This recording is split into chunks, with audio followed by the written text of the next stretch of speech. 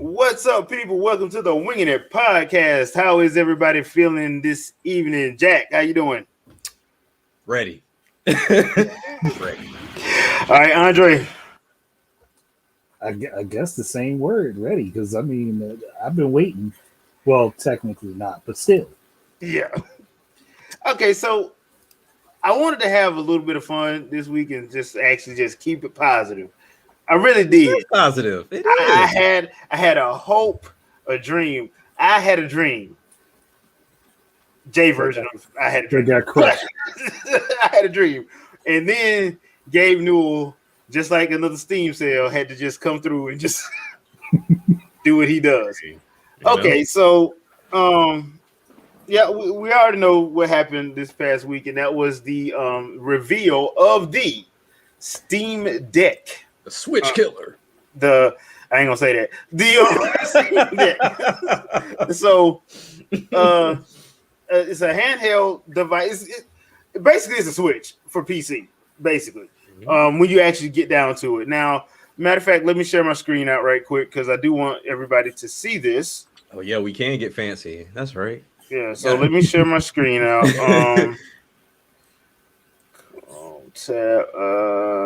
Here we go. All right, so as you can see here, we got, let me get this ads out of the way. I hate web socials.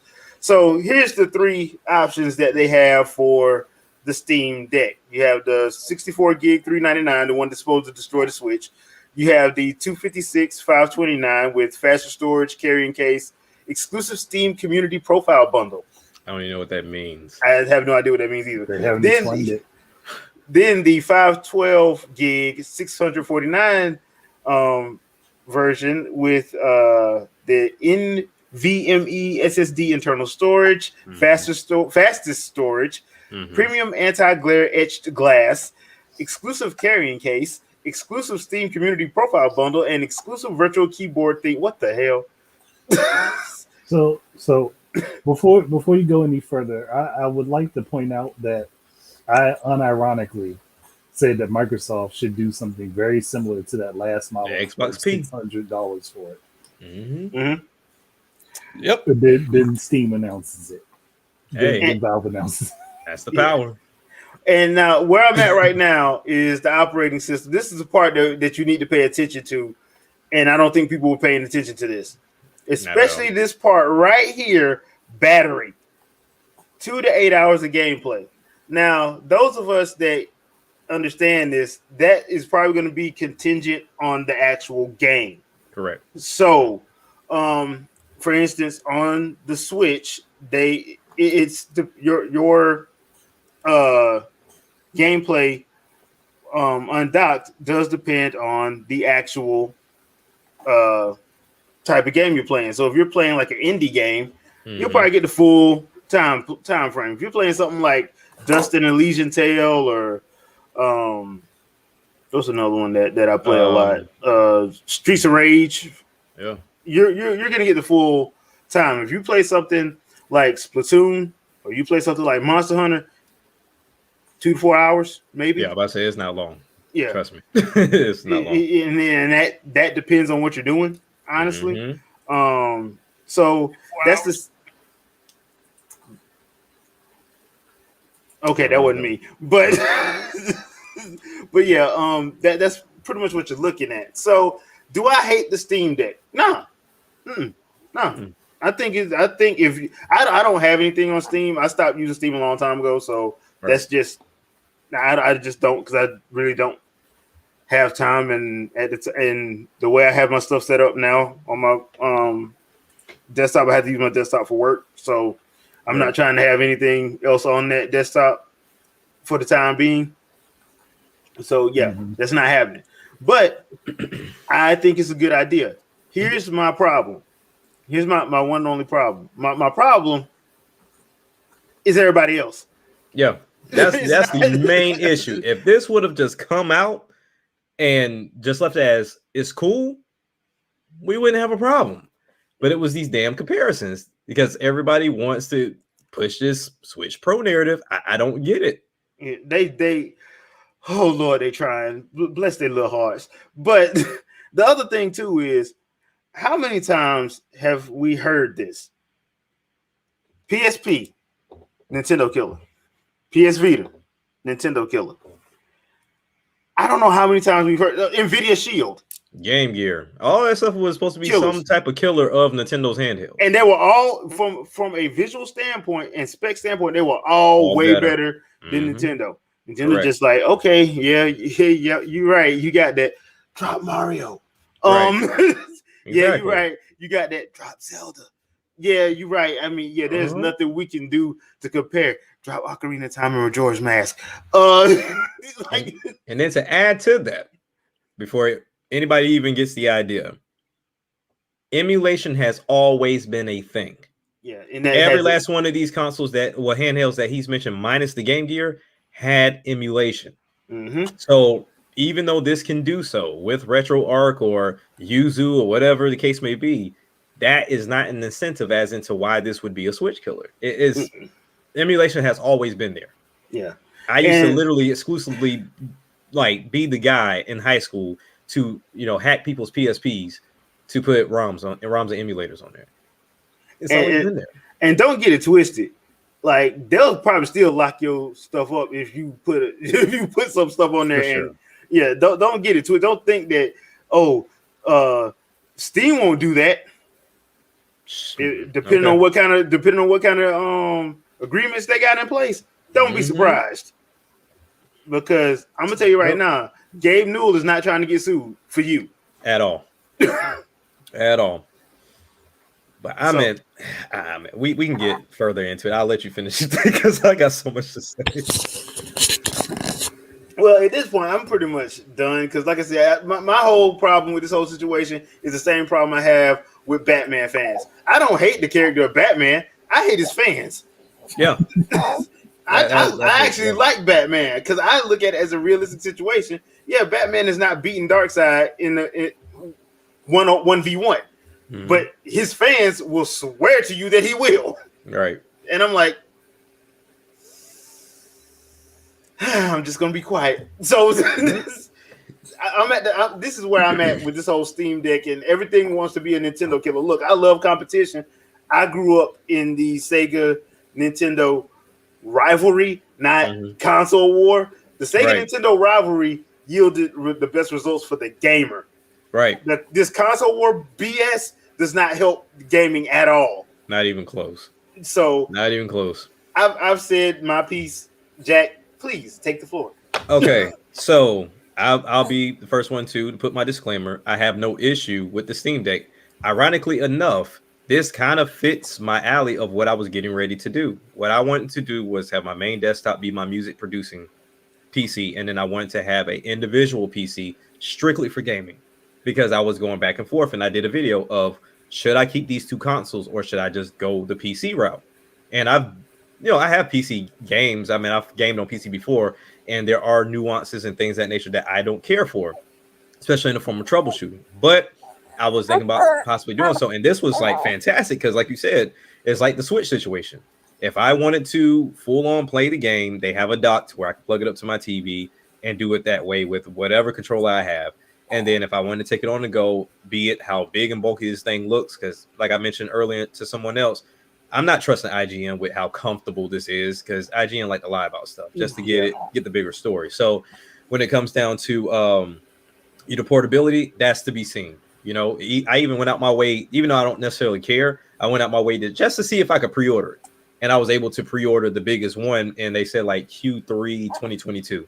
So God only knows when I'll hear anything about that. But when I look at this entire situation, like you said, it's the people.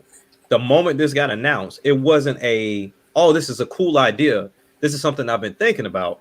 It was, see, Nintendo can do it. Y'all just defending Nintendo.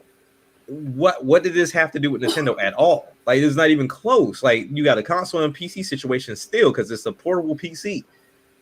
And for the same people talking about, okay, this is fantastic. I've never heard anybody say that they wish PCs were this.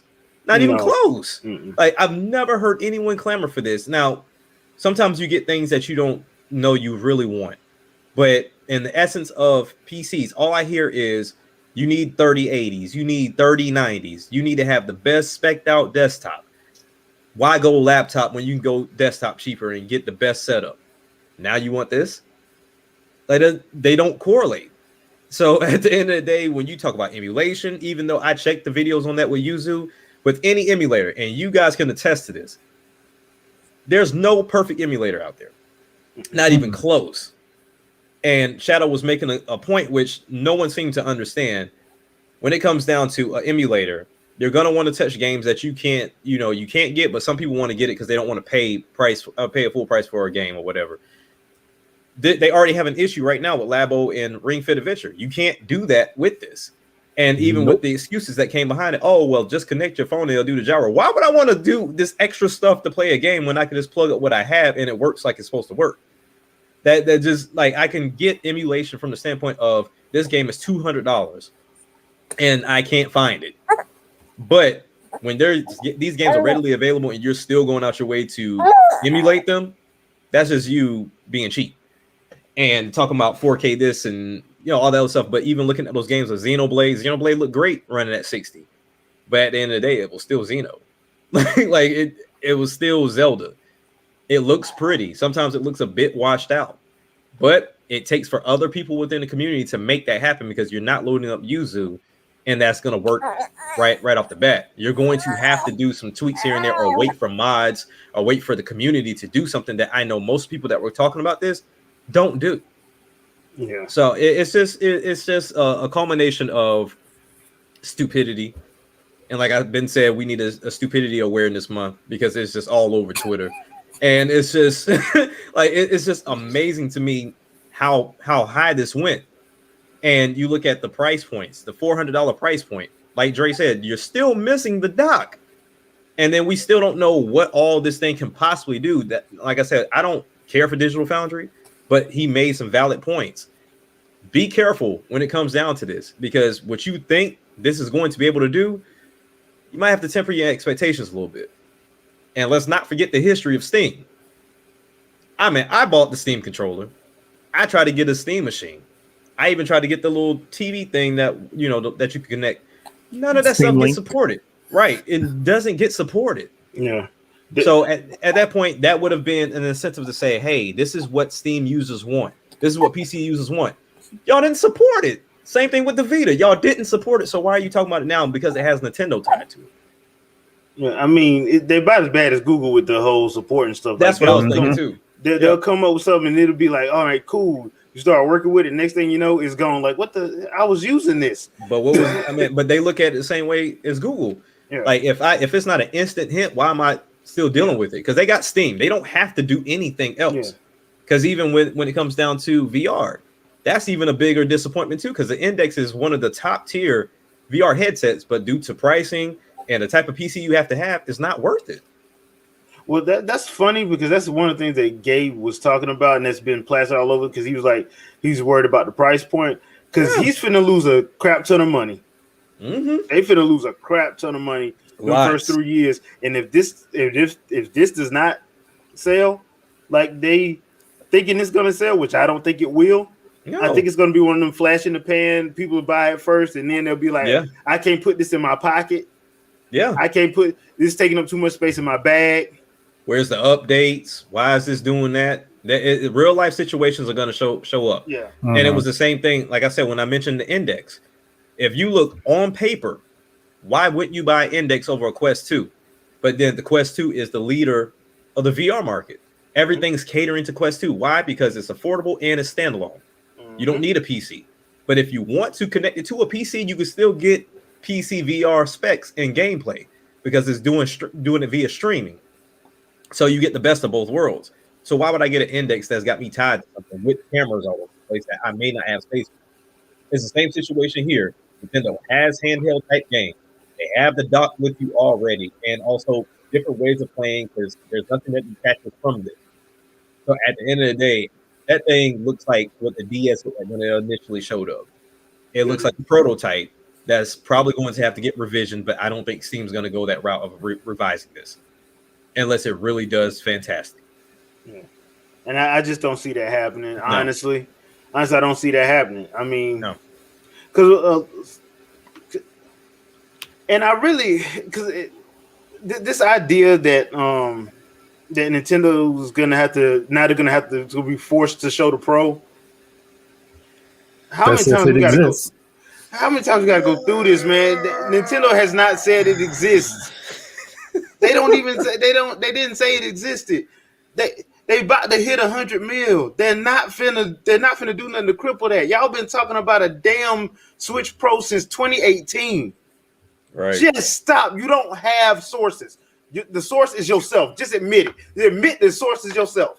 Just admit it. Just admit it. Had a friend that worked at Nintendo 3 years ago. I'm like, okay, what's your point? They Obviously don't have insight anymore. Well, there is another thing to point out that people running along the emulation route, but it's technically not emulation. But if people are going to be getting the Steam Deck and then wiping the Steam OS off of it to put Windows on, you're defeating the purpose that Valve has for it, which is to get people into Steam. Now, granted, you can put Steam on Windows, and you can run it in big picture, and you can have all the other stuff. But if somebody's going to do that, they're probably not likely going to be using Steam on this thing. Right, yeah. You're buying something brand new to do exactly what you're already doing. It doesn't make sense. It doesn't. I can see for people who have Xbox Game Pass and Game Pass Ultimate going ahead and running Windows on it, because that would make sense for them to an extent. Because if you're going to wipe this thing clean, like I said before, there's a reason why Steam didn't come out and say, "Hey, we did a partnership with Microsoft to have Windows running on this thing, or a version of Windows on this." They want it to be strictly to Steam, make it very console-like. But I can almost guarantee you there is a bigger reason outside of just not wanting to do a partnership. It comes down to how this thing will function with a full-on Windows 10, Windows 11 with different resources and CPU and everything. That battery is going to be drained. It's going to get drained. Yeah. So it all comes down to the reason why they're using it. So even if you did put Windows on it, and then you go and you put, download Game Pass and all this other stuff that you have going, there's so many different launchers now that even for my computer, it still runs slow. Like there's still a burden to pull up sometimes. Yeah. So it's just, there's going to be people that's going to experiment, but let's be honest. Like I know I pull up Big Picture, and Big Picture is still kind of when it loads up, and then eventually it'll level itself out, and then you can play it. But there's a reason why Steam wants it this way. But at the same time, people have to understand, even though they keep saying that this is a PC, notice how they haven't told you, oh yeah, it'd be fine for you to download a different OS on there. Because if it was this open-ended, they would have told you, oh yeah, do what you will, do what you want with it. But matter of fact, that would be one of the selling points. Thank you. They ain't saying that. No, because they know. I think they said you could do it, but they have definitely not promoted it. But because another thing too is you don't know what might happen in the next couple of months. Like Microsoft might be like, "Oh hell no, you're not." And they can really say that. Oh no, you're not doing that.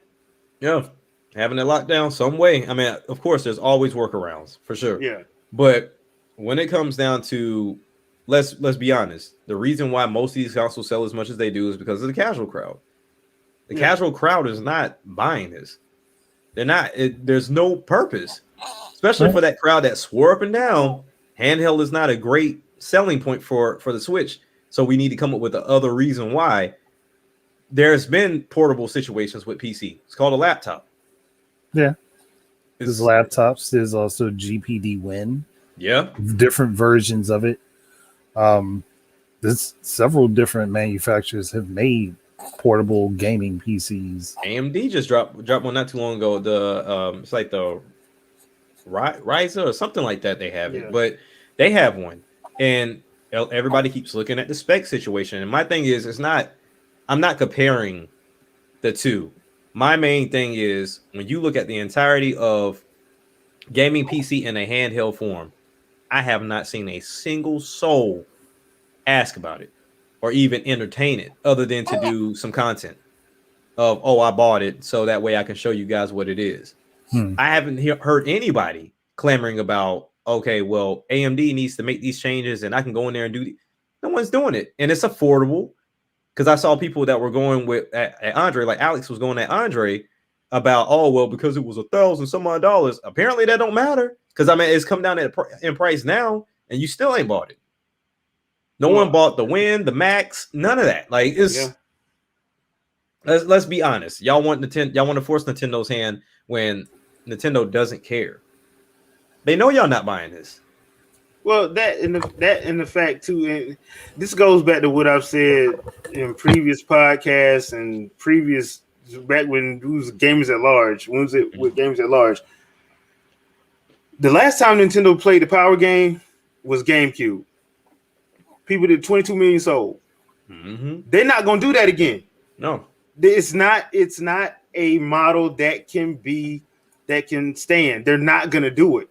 So you want them to be like everybody else. No, I don't. We want them just to be better. No, you want them to be like everybody else. You want them to be exactly like, because my question is this. What's the difference if Nintendo makes a beefed up system with 4K and all this other stuff that can play the third-party games? Why then would you buy it on whatever Nintendo puts out? Why would you buy it there as opposed to PS5 and Xbox Series X or even PC? Why would you buy it? What would be the point? Nobody can seem to ever give me a straight answer when I ask them that. Because there isn't a straight answer. Because you'll have that one or two lies that say, "Oh, well, you as Nintendo gamers should want better." If we're enjoying what we have, why are you trying to talk about what I should want better? Well, better? The problem is, what's your opinion of better? Is your opinion just better specs, or is your opinion better games and better content? Because that's the difference maker. Right. Not everybody's going to assume that, okay, because this has the highest level specs, it's the best thing to play games on. Right. Not everybody's like that. Right. And on top of that, high level specs don't mean the game's going to play great. Oh, we've seen that numerous of times. We've seen it numerous of times. Yeah, I mean, you got high level specs in games. I've seen games that play like crap. Yeah. Like I said, if we're going to talk about wanting better, and they're talking about just from on the spec sheet, from a graphical standpoint, they're talking about that's what they want better. If I can be honest, Sony fans should want better from Sony because they've gotten less diverse in their gaming content since the PS2. And they just closed one of their best studios. Exactly. So they've narrowed you down to damn near one genre. And you talking about somebody need to ask for better? Nah. Yeah, your games are great, but they're all in the same field. Yeah. which means that stuff's gonna get boring real quick. That's why they're one and done. That's why they're down to $30 in a matter of 6 months. And this is where I have to repeat something that I said back when we got the PS4 Pro announcements. All this better hardware, and we're not actually getting better games as far as content, as far as the game's AI, as far as the game physics.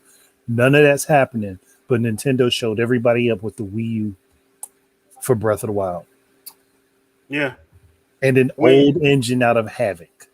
When the newer game Horizon was way better, 60 frames a second, 4K on PS4 Pro, and Breath of the Wild outdid it. Right. Yep.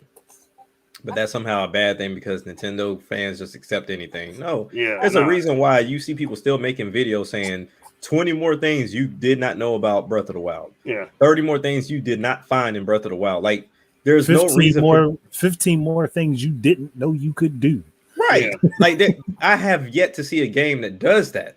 Like they took their time and put something in a game to where how you beat the game, Jay, or how you beat the game, Drake, we can have 3 different situations. Mm-hmm. It's not linear. It's not, oh, well, I did the same thing you did.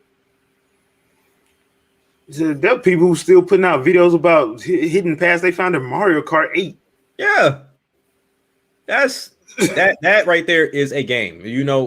Granted, like I said, you can want your 4K, you can want your 60 frames. I mean, that's fantastic. But at the end of the day, you can have a smooth, shitty game. That's just is what it is. It comes down to the developer, and nobody wants to say that. Yep. True. It comes down to the development and the coding. Yeah. And nobody wants to say that. Are you having fun playing your games? Half of these people, I don't think play any games. They just buy them to say they part of the cool clique. I don't understand this. Yeah. Well, I think there's another thing I was thinking about too, because I kind of went through this myself to where the games I was playing, I wasn't enjoying. So I was like, am I falling out of gaming at this point? And I see a lot of people saying, hey, well, I don't want to play the game if it doesn't have trophies or achievements or doesn't give me a pat on the back. And that's kind of, and I'm thinking about it. I'm like, that might be the reason why, because in essence, if that wasn't there, you may truly be done with gaming. You're just looking for a reason to continue to be a gamer. But honestly, the games that you want to care about because the masses cares about, you don't really care about it. Yeah, you don't. If people are being honest. If they're being honest. Because I mean, it's okay to not like a game that rates 90 plus on Metacritic. It's okay. It's just not your type of game, but you know, most will have you think, oh, well, you just don't have great taste in gaming. Most of y'all just only play the high acclaim games or the high media carried games. Y'all don't know about any of these secret gems that's out here. Yeah. I mean, look, I've played games that are visually atrocious, but the gameplay was so fun that I couldn't stop. One of my favorite was X-Men Mutant Academy, that fighting game that came out back in 6th Gen. That game looked atrocious. That gameplay was fire. That game looked atrocious. The character models was ugly. The environments looked bad. But doggone it, I could take Gambit and pull off a 90-hit ultra combo like it was nothing. Yep. I mean, there's a reason why Fire Emblem Warriors did so well. Yeah. You know, it's one of those things of Fire Emblem Warriors literally took two things that people did not like about gaming and made it work. There's people that can't stand the Warrior series, and then there's some people that don't like the frame rates dropping because of the engine. But they made it work, and people enjoyed the game. And you know, like I said, just pushed the Fire Emblem series even further. And let's be honest, with Fire Emblem, they love the game and Carmilla. It's mainly because of Carmilla. Yeah, but I'm gonna get off my pedestal with the Steam Deck thing. But like I said, I got mine pre-ordered. I'll probably forget about it by the time they hit me up. And they like Q3 of 2022. I'm like, what the hell is this? I'm like, oh yeah, that's right. They made it. They did make it seem like it was coming this year. Didn't they say it was supposed to be released in December of this year? If you're one of the very few that got it pretty soon, pretty early, but you know, for me, at that point, that's horrible. Because that's kind of like the Tesla situation. Tesla was like, hey, cars dropping this year, but if you got it super late, you gonna have to wait. Yeah. So that already lets me know that they don't have enough. And this is a trial run. Once again, chip shortage. Like the other reason why you're not getting a Pro, if they had one, you weren't going to get it. Yeah, because Valve is using majority of their own parts. Yeah. So at the end of the day, when it comes down to it, the simple fact that I like what they did as far as the pre-orders, you had to have a Steam account. So I like that aspect of it. But the simple fact of people like, I can't get it. They put up a post, hey, we got them back up. I went up there, spent $5. I got it pre-ordered. So I mean, I like how nice it was to be done, but from the date they gave me, and I got the highest spec one, the one that I'm assuming a lot of people didn't touch. Yeah, they said Q3 of 2022. It's going to be interesting. It's right. going to be interesting. Okay, so we got a fan question this week.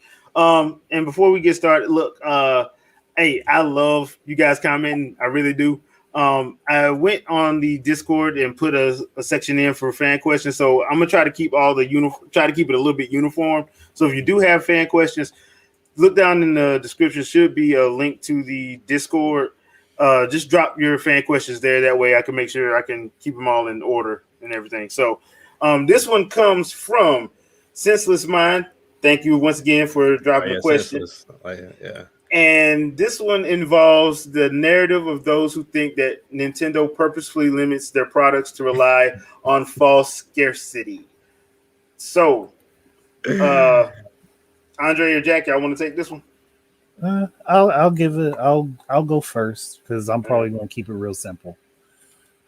Look, they don't spend as much money as everybody else does, and more than likely, they don't have the money to support having a crap ton of just chips just laying around, sitting in warehouses.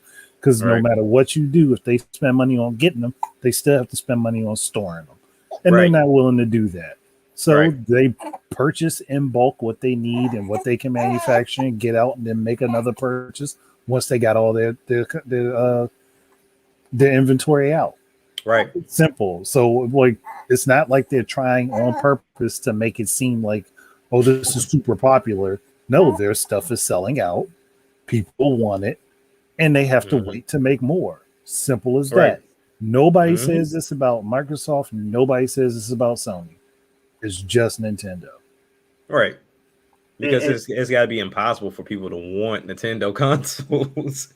I think that here, and again, as we said, the people that are casual with gaming or just getting into gaming, and they're looking at the different price points for the different hardware. Yeah. What do you think somebody's going to get? Like, they're not if they don't know anything about any of the hardware. What price point is somebody going to go to purchase something to get into gaming? Are they Right. going to spend $400 on a machine that they know nothing about? Maybe $400 on a PlayStation, 400 on an Xbox, or are they more likely going to spend $200 on Nintendo, which has been a name that most people know, Right. and it's something that they can carry around with them. They got the novelty of, oh yeah, I can play my games wherever I want to. Right. Mm-hmm. and on More top of likely, that, they actually support local couch co-op. So if you got 2-3 kids, Oh yeah. Big. yeah. That is big. People don't Yeah. understand how big that is, Yeah. especially as a parent. Oh Like yeah, my kids, like literally, my kid's mom went out of her way to buy a regular Switch because they had two Switch lights. One was hers and one was my oldest son's. My youngest doesn't have one. She went out of her way to buy a regular Switch because they wanted to play Smash Brothers together, and she didn't want to buy another game. So instead of like buying a separate Switch and then buying another game, she just bought one Switch and then they just used the same game and then just used the Joy-Cons. Yep. So it's the couch co-op, man. You know, the only couch co-op game I played on PlayStation this year has been Take-Two, and that's not a PlayStation game. Yeah. So I mean that's one of the things. The other thing too is in business, especially because I learned this in operations management. That's a class I had to take. Mm-hmm. It's not a good idea to overbuy anything. No. When you're managing. So nobody really does that. Nobody really does that. Now you do rely on forecasts to see, you know, Mm-hmm. to try and make it where you have enough for people to go get it if they want it, Mm-hmm. and still look profitable. So let's say some companies may do where, okay, we're gonna make this is a good round number. We're gonna make 2 million.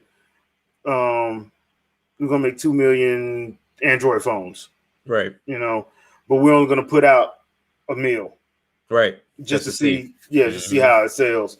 And now you have some companies that do that, but nobody's gonna sit up and make like 150 million, especially in the gaming industry. They're not gonna sit up and make 150 million consoles. No. They're not gonna do that. No. They'll make 5 mil, see how it sells, Mm-hmm. and if it does good and it's flying off the shelves, hopefully there's no pandemic to stall it. Right. They'll keep making them. But the problem with this has been 2020. 2020 has been the problem, Right. with this. But to add on to the question, though, it was like you kind of have to look at the forecast because, like you said, it's only Nintendo they say this stuff with. Yeah. But you have to look at the first time I saw it or first time I heard it was the Wii era, and my main thing was, of course, I'm going to only send out a little bit because what happened to the GameCube? Yeah. No one bought it, so of course I'm only going to push it out there just a little bit to see what happens. So then the Wii explodes, and we had a lot more Wii U's on the shelf. But we see what happened there. Yeah. So then they only pushed a little bit of the Switches out there. And it's just all about one, of course, you're going to try to put out as many as possible to try to make a profit because I don't know of a console that hasn't sold out at launch. So it's almost like because of people seeing a new console, they're just going to go buy it just off the strength of the console. But when time goes along, that's when you start getting the real numbers. You got that honeymoon phase. And yeah, you're going to try to put enough out there to get a profit. But at the same time, you kind of have to look at what experience you do have. And Nintendo, for both situations where I heard it, they had a reason to not put out enough. You didn't show up for the GameCube, and you didn't show up for the Wii U. So that's why we're going to hold back on our Wii put out, and we're going to hold back on our Switch put out. So yeah, we'll put the games out there, but y'all gonna have to show up, and then we'll give you some more. And then not to mention, they tend to always do a simultaneous release. So America might not get as much as Japan or vice versa, or the UK or anything like that. So I meant, a lot of people tend to be in their own bubble and realize, like, look, yeah, we might be scarce here, but it may not be scarce somewhere else. And that was kind of the reason why Nintendo was getting bashed for the region-free situation. Because the other thing too is that when you start getting on that level, when you talk about global stuff that sells globally, you do have to worry about your regions. Because North America may get 2 mil, right? Japan may get 1 mil, Europe may get 2 mil, because we only made 6 mil. Right. That when we before our launch, we only made like 6-7 mil. So y'all get 2, just get 1, y'all get 2.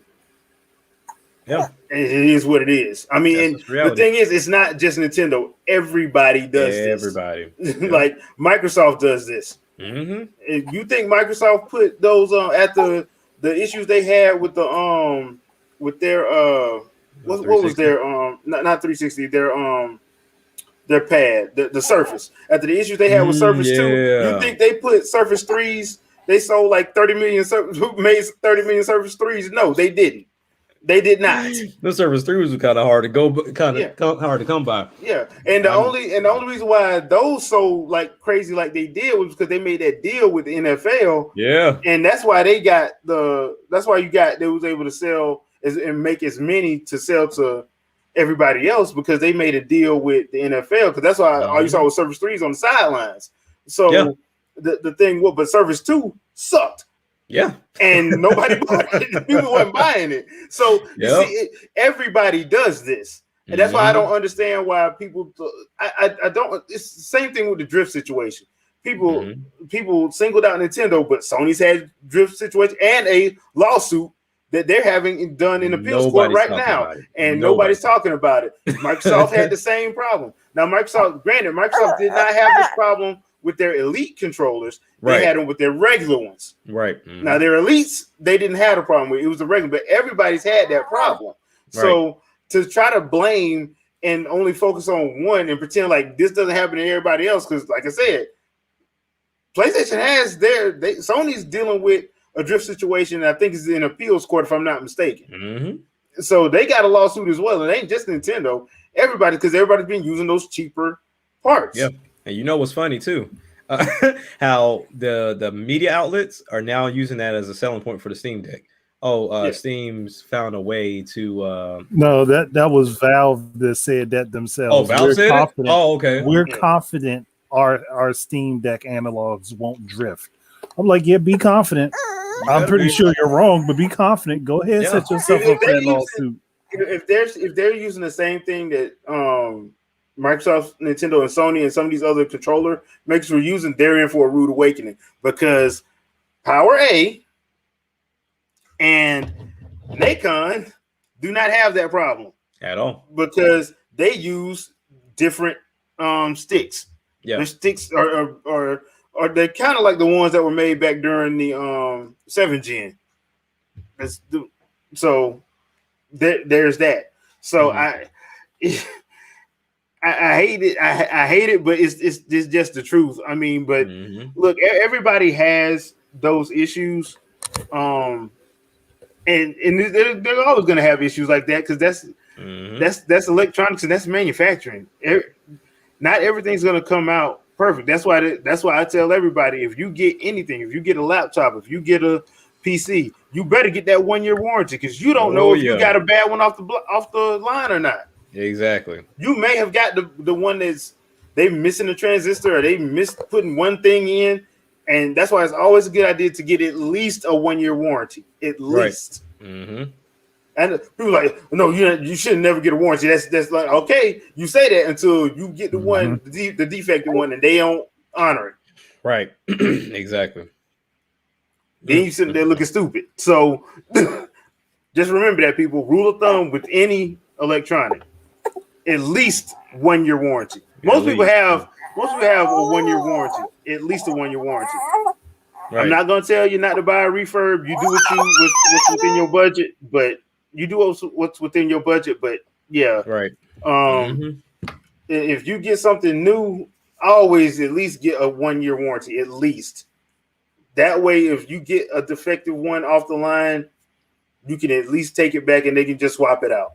Right. You know, because that does happen. You know, so you're working with stuff that's imperfect.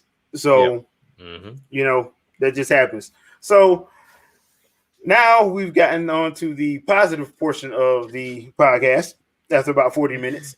So, Jack, you have never played The Legend of Zelda Skyward Sword at all. Your thoughts? Go. Okay, so I'm going to try to make this quick, but I'm going to go with the negatives first and foremost. They need to do a software update on the pointer whenever you're going into like either shoot the slingshot or anything dealing with aiming. They need to patch that, because there's no reason for it to start over in the corner of my screen. I have to recenter it every single time. Like that, to me, that's just a bit too much. Now, hold on. Are you using just the Joy-Cons, or did you do both?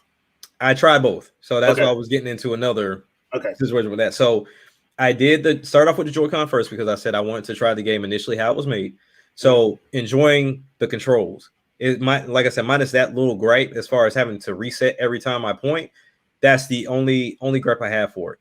Now I went to the button controls. Like you said in your video, your live stream, it's going to take some time to get used to, because holding down the L button to move the stick was just not clicking up here. It just wasn't doing it for me. And then to actually swing and do whatever with the stick was fine, but I got so used to using the right stick for the free motion of the camera that I just kept doing it. And so I just kept pulling out my sword, just kept pulling out. So I was just like, oh my gosh, I'm not doing this. So I just went back. And so I've been doing motion control the entire time. But as far as the pacing so far, the way it looks, the music, the story, I'm loving it, because I've seen some of these characters before, but I just didn't know like why they were around, or how they played with this whole situation. I'm just always aware of Zelda, Link, and Ganon, right? But when you start playing this game, Breath of the Wild makes so much freaking sense. And then on top of that, Breath of the Wild 2 makes even more sense. So I'm like, okay, are we getting these loft wings back in the second one, or are we just only doing something? Right? Like, are we just only doing the towers or the different islands or whatever? So that's interesting. The tutorial. Now I don't know if this was fine with you, because like y'all played it before, but I thought something was wrong with my game when I was playing the tutorial. When Zelda pushed your ass off the first time you start playing. So I'm playing, right? And she's telling you, okay, this is how you turn, this is how you move, this is how you boost, and this is how you slow down. And then my loft wing just starts going down. And in the cloud, I'm like, what the hell? Like, what's wrong with him? And then that's when I looked up on the forums, and people was like, they don't explain. If you move it up and down, he flaps his wings. I'm like, oh, okay. But they never say it, like, at all. They never say it. That was something that they just kind of glossed over. The one key important thing to flying is to flap your damn wings like that. I'm like, okay, y'all, clear oversight. But it's like, all right, cool, whatever. It is what it is. But outside of that, I still like Breath of the Wild better so far, because of how open-ended it is. You can do whatever. But I will say, I now see what people are talking about in regards to the shrines and the dungeons. Yeah. I now see, because me going into these different areas, and they kind of start off doing their little thing or whatever, and then you have to start figuring out how to maneuver around the level to solve this puzzle, to either get the puzzle piece, get a key, or whatever. I'm like, okay, I see what people are talking about, because I've always been privy to dungeons within Zelda, but this is, outside of dabbling in Majora's Mask a little bit, this is my first, true, real 3D situation of being in it. So me playing it, I'm like, yeah, Breath of the Wild 2, I would like for these dungeons to come back. See, this is as a Zelda head. That's why I was like, look, I understand why people got tired of them, but at the same time, the 120 shrines felt like busy work after 50. Exactly. After 50, they just felt like busy work. So give me my dungeons back, at least 3. Just give me 3. I don't need 9 like we used to have. We used to have like 9 and 7 and 8 dungeons. That being frustrating as hell. Yeah. But if you work with me here, give me about 3 to 5, and like if you want to still do shrines, just give me 60. Because once again, that 120, it got to a point. I had beat the game before I finished all the shrines, just because I got tired of doing them and I wanted to finish the story. Right, because I mean, one is a task to find them. Yeah, depending, they're not just in plain sight. And then when you get in there, sometimes it's just so straightforward. It's like, I went through all of this to find just you, to do this, just to do this. Yeah. Like, nah. But yeah, now I see what people are talking about. But they need a healthy balance. Exactly. Yeah. So I'm loving that aspect of it. Like I said, I can't speak on the quality of life stuff because I didn't play the original. But you know, they're okay. They're okay. Right. They're okay. So, but I can say this for everybody crying about the amiibo situation, because the amiibo situation just sends you back to the sky. Yeah. It's not necessary. No, it's really not. Not even close, because you have more than enough statues that will opt for you to go back up to the sky. Yeah. Like, it's not like they're scarce around the area. They're literally like almost every time you turn a block, they're right there. So I didn't listen. But then again, it also comes from people that didn't play it either. But but most people, unlike myself, I sat back and I was like, okay, I don't know why this is a big deal. Let me just wait and see. But most people just, they're doing stuff again. I'm like, okay, but if you don't understand what this means, then shut up. It's like, because I didn't understand it. So all in all, without getting too deep into it, because I'm right now I'm in the mines, I forget the name of the mines, whatever. To where hopefully I get this damn bow and arrow, because they got targets everywhere. So I'm assuming bow and arrows are showing up. I think that if it's the mines I'm thinking of, you're getting the first bow. You're getting the first bow. Because I'm like, dude, I see targets literally everywhere. But I finally got the beetle upgrade to where they can grab stuff. Because initially I'm like, oh, this beetle should be able to grab stuff on one of the puzzles I was trying to solve, and it blew up. I was like, hey, let's just grab something. But yeah, I mean, I like it. And then understanding the time aspect, you know, when I'm hitting these crystals and how it goes back in the past, I'm like, okay, Breath of the Wild 2 may make a lot more sense to me when I do play it. But I'm enjoying it, man. I'm having a blast. You know, usually I would prefer voiceovers instead of actually reading, but there's not that much. I mean, I guess you could say conversations for you to get too burnt out, kind of like if you're playing a Persona. But it's enough dialogue for you to say, okay, this is the main point. Let me go do what I got to do, and I'll go do it. But yeah, I'm enjoying the game. I'm glad y'all convinced me to pick it up, because I wasn't gonna touch it if y'all didn't say half of the stuff y'all were saying. So I will say this about Skyward Sword: if you are a fan of music, this has the best soundtrack out of any of the Zeldas. I love this music, man. Yeah, I love this music. I'm sampling the hell out of some of this stuff. I'm sampling the hell out of this. I'm surprised most people haven't sampled more of Koji Kondo's stuff, but that's just me. But I'm chopping the hell out of this one. But again, you got to look at the fact that not many people sat and played this particular Zelda because everybody was worried about the controller waggle. And that's something I want to cover real quick. If you ever thought that you had to waggle a Wii remote in order to play a game, you are stupid. Yeah. Even before they did the plus, even before they did the plus, like a lot of that stuff, go back to Wii Sports. I dare you to waggle during tennis and bowling. I dare you. Speaking of which, there's bowling on this game. I was like, and you can curve it and everything. I was like, hey, do my Wii Sports all that Wii Sports bowling that somebody did, learn how to bowl them bombs. It was like, and it curved. I said, hey, I like that. I said, out here. Yeah, I like all the mechanics, because you could tell they really took the time and thought about the Wii remote with this game. Now, I will say this too. which was also a negative. I would say outside of just the pointer and them having to fix that. I don't think the Joy-Cons is for this. No, do you need an actual remote with the actual sensor bar? Because there's like the main thing that does give me a headache is when you're running off the ledge to go call your loft wing, and I literally have to use my other finger to press down for me to whistle for him, because moving down, I don't know, it just doesn't feel comfortable doing it. Yeah. So I mean, Joy-Cons are cool, but I still to this day I feel like the Joy-Cons is on the bottom tier of Nintendo's controllers. I don't care for the Joy-Cons that much like that. Yeah, makes sense. It makes sense. How are you doing, good sir, Mr. Shadow Fox? Busiest man on Twitter. And we can't hear him at all. We can't hear you. We cannot hear you, dude. You are either muted or your sound is not channeled the right way. Your sound ain't channeling, man. We can't hear you. Ain't muted. We can't hear you. The busiest man on Twitter. Sorry. Still nothing. Still nothing? Okay. Oh, there you go. There you go. There you go. Yeah. So yeah, that's a pretty good game y'all playing. Shadow Fox, I need you to roll back your netcode.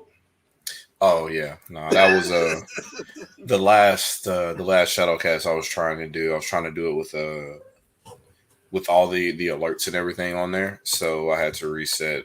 I had to reset my default mic because it was still stuck on another microphone that I was using. Gotcha. Okay. So basically, what you're telling me is you got to do another Wi-Fi survey, and you got to roll back your netcode to GGPO. So, like Wi-Fi, I had a user error. The technology was not at fault.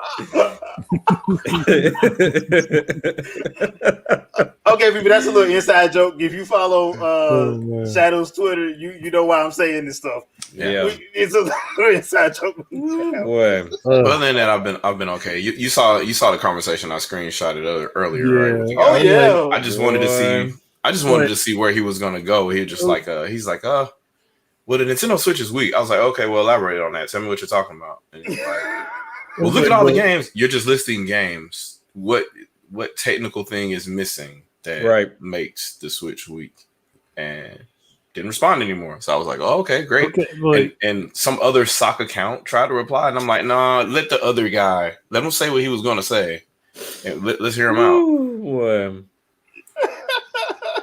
And that's what happens. That was hilarious. That was hilarity. That was so funny. It's just nuts.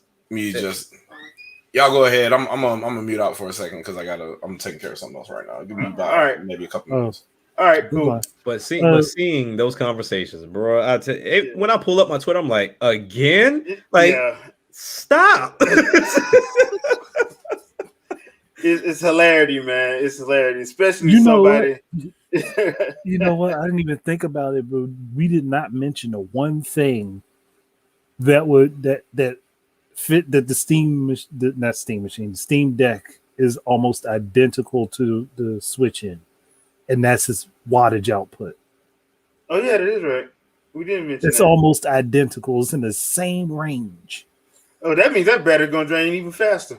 No, I just remembered that when he said that, I was like, oh, we didn't even mention it because it's in the exact same range. Yeah. So it's going to be working with 11 to 15 watts. Yep. At max in the handheld. Which means I would love to see Red Dead Redemption 2 and how long they can play. I was playing still because I'm curious about that video with the Star Wars. Yeah. Jedi Fallen Order, that screen just doesn't look real from the angle they keep shooting at. I was like, I'm curious as into what are they playing? Like something didn't look right. I don't know. Like I said, it's gonna be hilarious. Well, it is running the games at 1280 by 800. And they probably dropped all the settings in order to get it to. Right. If it is running on there. They dropped all the settings to get it to run smooth because I thought we needed 1080p on handheld though. But Andre, you're forgetting. We have to run things in 4K, 120 frames a second, or it's not playable. It's not playable. And the one thing that makes me curious because they got the claim on their website that when it is docked, it does 4K. Mhm. There is no way that machine without that dock is doing 4K. So what do At they all. got in that dock? And if it is what I think it is, a that tail dock is cooler going to and be if it's what I think it is, that dock is going to be at least $100. Yeah, because the one for the yeah. the one for the GPD win, that was like $90, but that was just a pass through. So I'm curious. Yeah, because because this was like my video. Most people will not be willing to pay the price of the console and the dock for this 4K that they claim they want. Dude, first of all, it is standard in the gaming community now to be 4K, 380 frames a second. It is standard. That is standard. It is standard to be 4K, 580 frames a second. I will not play nothing that is below that. You notice how that frame rate just keep climbing, right? Because it keeps climbing with it. Dude, y'all seen new Twitter posts just like I have. See it all the time. Yeah. It's just like people was like, oh, I'm not buying Skyward Sword when I could be playing in 4K, 60, 120 on the PC. I'm like, but it's still what? Come on Here's now. the messed up thing. Here's the messed up thing. Everybody could still be. I don't care if people play the games on the emulator. I really don't care. No. What I care is if they actually support the franchises and the games. If you're going to play it, they don't. That's my problem. If you're going to play it on the emulator, you're going to play the newest and latest ones on the emulator. Support the damn franchises so that other people can still get the games. And stop complaining about F-Zero. Nah, let me do that. Because I'm the only one articulate enough to do it right. But while we're waiting on Shadow to come back, what I will say is this: the game that I was going to talk about was Monster Hunter Stories 2, because I can actually play that game at 1,080 frames a second. And hey, only way to play. Yeah, but to be honest, I'm actually enjoying the hell out of that game, dude. But then again, I like anime, so I be trying to pull off every double attack, flying attack. I'm trying to pull everything just to see how badass it's gonna get. But I'm actually enjoying a lot of it. If I did have one gripe about it, I don't like not being able to control my other characters. That's the only thing I don't like. It's because with the demo, the one thing that threw me off, I was hurt. And I'm like, okay, well, let me go ahead and heal myself. I would heal myself, and then the character would go and heal me too. I'm like, don't do that. Right. Yeah, don't do that. But that's my only gripe. But I know why they did it, because if they didn't, the fights would drag out. And the way they got it, the fights can go fast. Yeah, like, they can. You don't even have to speed it up. The fights will go fast. So I am enjoying myself. I know a lot of people don't like turn-based, but what I would say to you is this: try the demo out. Mm-hmm. Because the demo is the first 2 hours of the game. It's basically chapter 1. And you can do a lot of stuff in that, in those 2 hours. Like, you can take on a lot of side quests as well. You can do a lot of stuff. You can actually get like a nice little 6 squad, Monster Squad, just taking your time through that first area in the demo.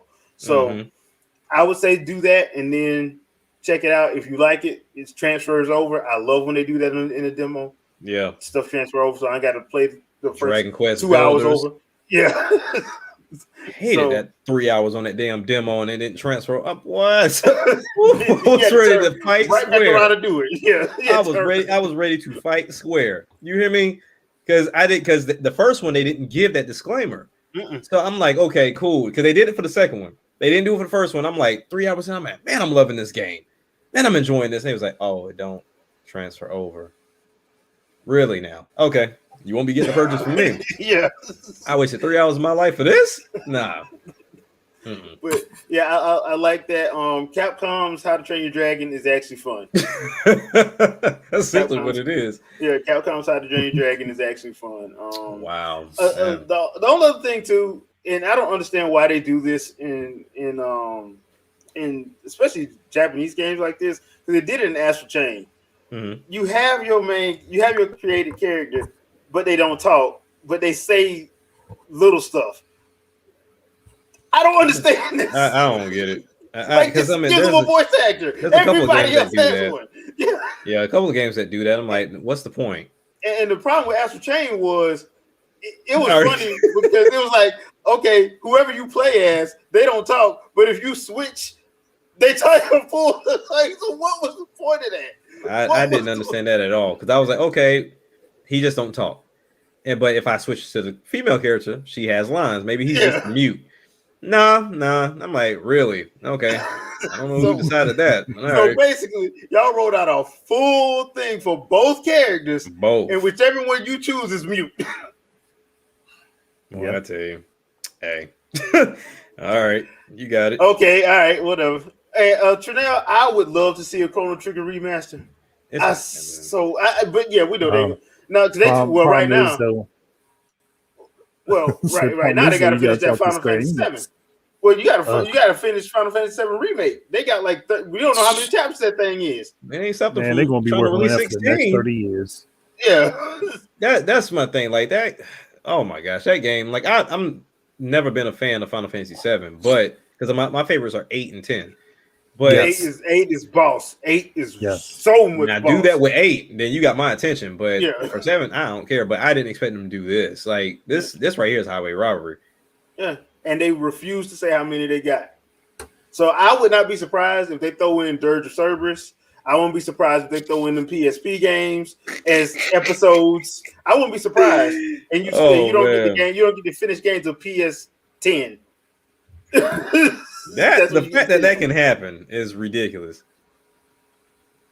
Oh, I think you think you were a little inaccurate. You said 10. I'm looking at 15. Yeah, we don't know. I'm like, dude, and the problem is there are so many stories that they told in the 7 line but it was like side stories that they could easily throw it in and say it's part of it because they're doing it episodic.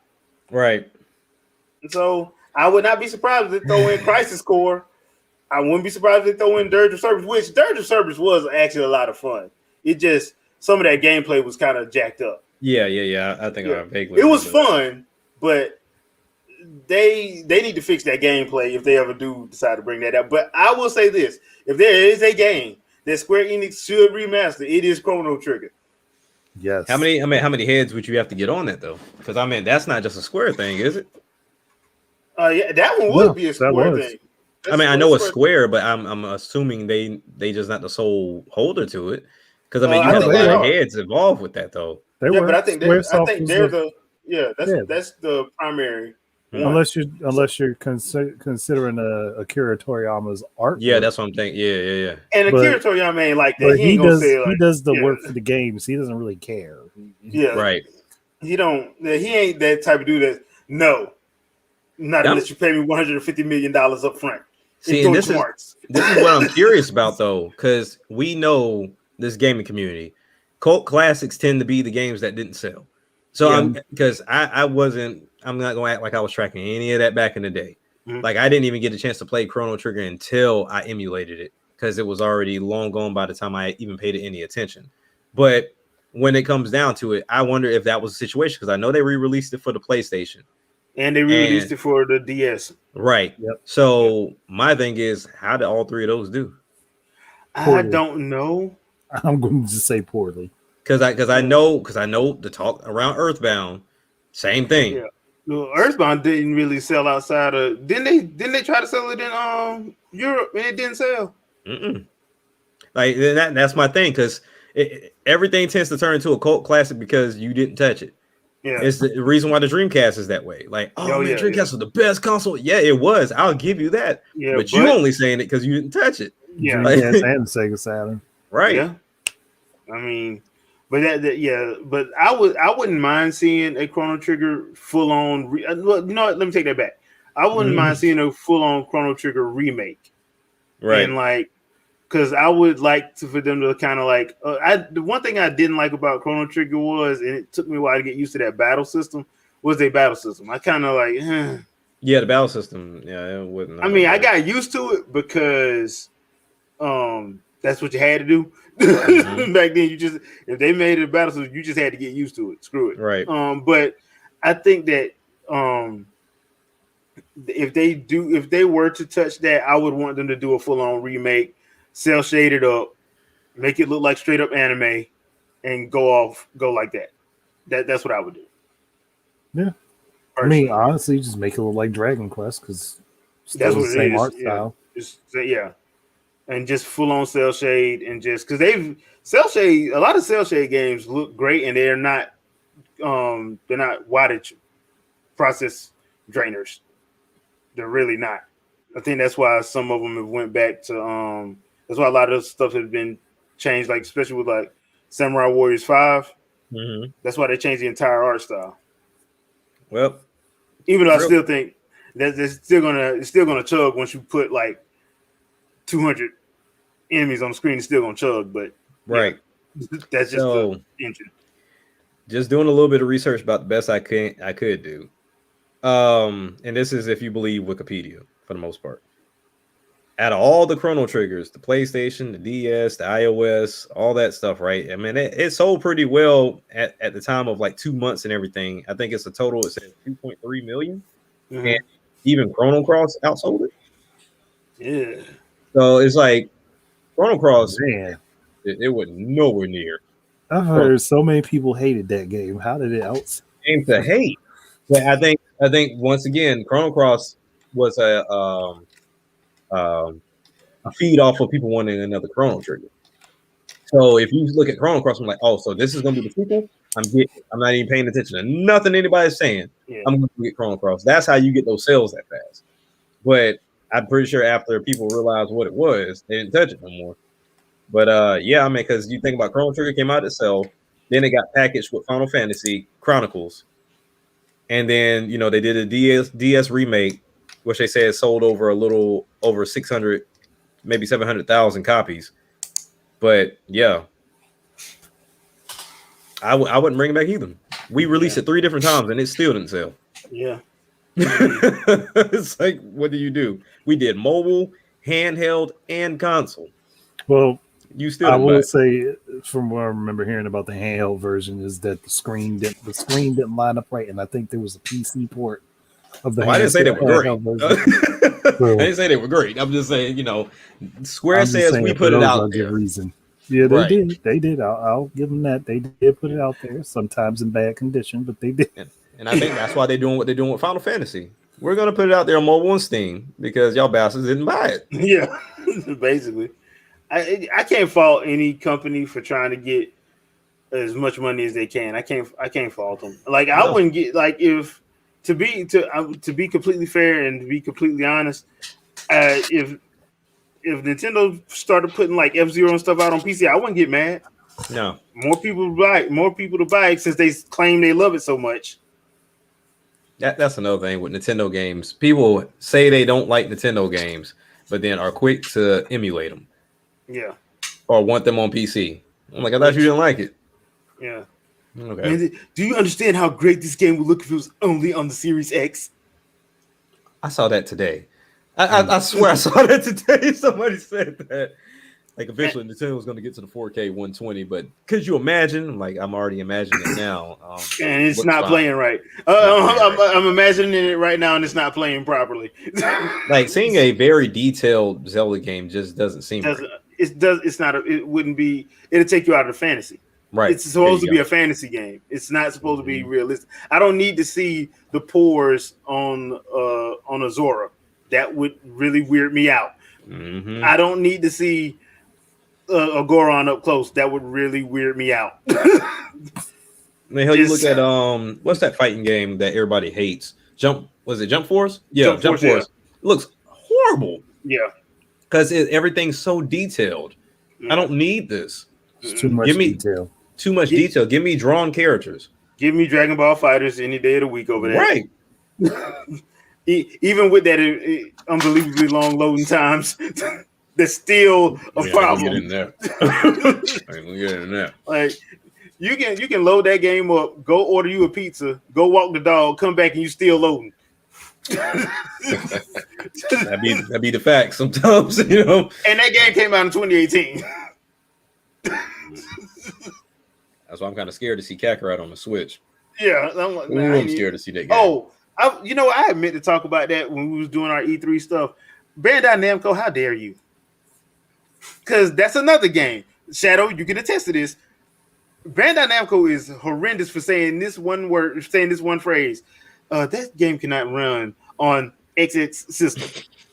And then they end up porting it anyway. And then 70 million sold later. Hey man, it's our system. Y'all want it? Y'all want it? We put that over there. Remember fighters? They said fighters couldn't run on, and I'm sitting there looking Sure did. Yeah. I'm like, no, fighters can run on this. I'm like, y'all put it on the freaking DS. Y'all put that. What was the one they put on DS? The Butoden or something? It looked like that. Extreme Butoden. Yeah, Extreme Butoden. I'm like, that's on DS, and this damn near looks it's cell shaded. It's similar. So what the hell you mean it can't run on the? Then 50 million later, 50 million sold. Once it passed that threshold, hey guys, guess what's coming out in September? I can't stand that. I'm still messed up about the fact that I made that tweet calling it out that January. Yeah, I'm like, come on, man. And I think that was right after they said it couldn't happen. That's right after. At least Capcom came out and said, "Okay, look, we had to modify the RE engine, but as you can see, Monster Hunter works. Now buy it." I mean, didn't Sony? I'm not Sony, but EA did the same thing with their engine. Oh, it can't be ran, but yet here's a game that has the same engine that we told you it couldn't work. So where's Madden? Not like I give a damn, but I know there's people that care for Madden.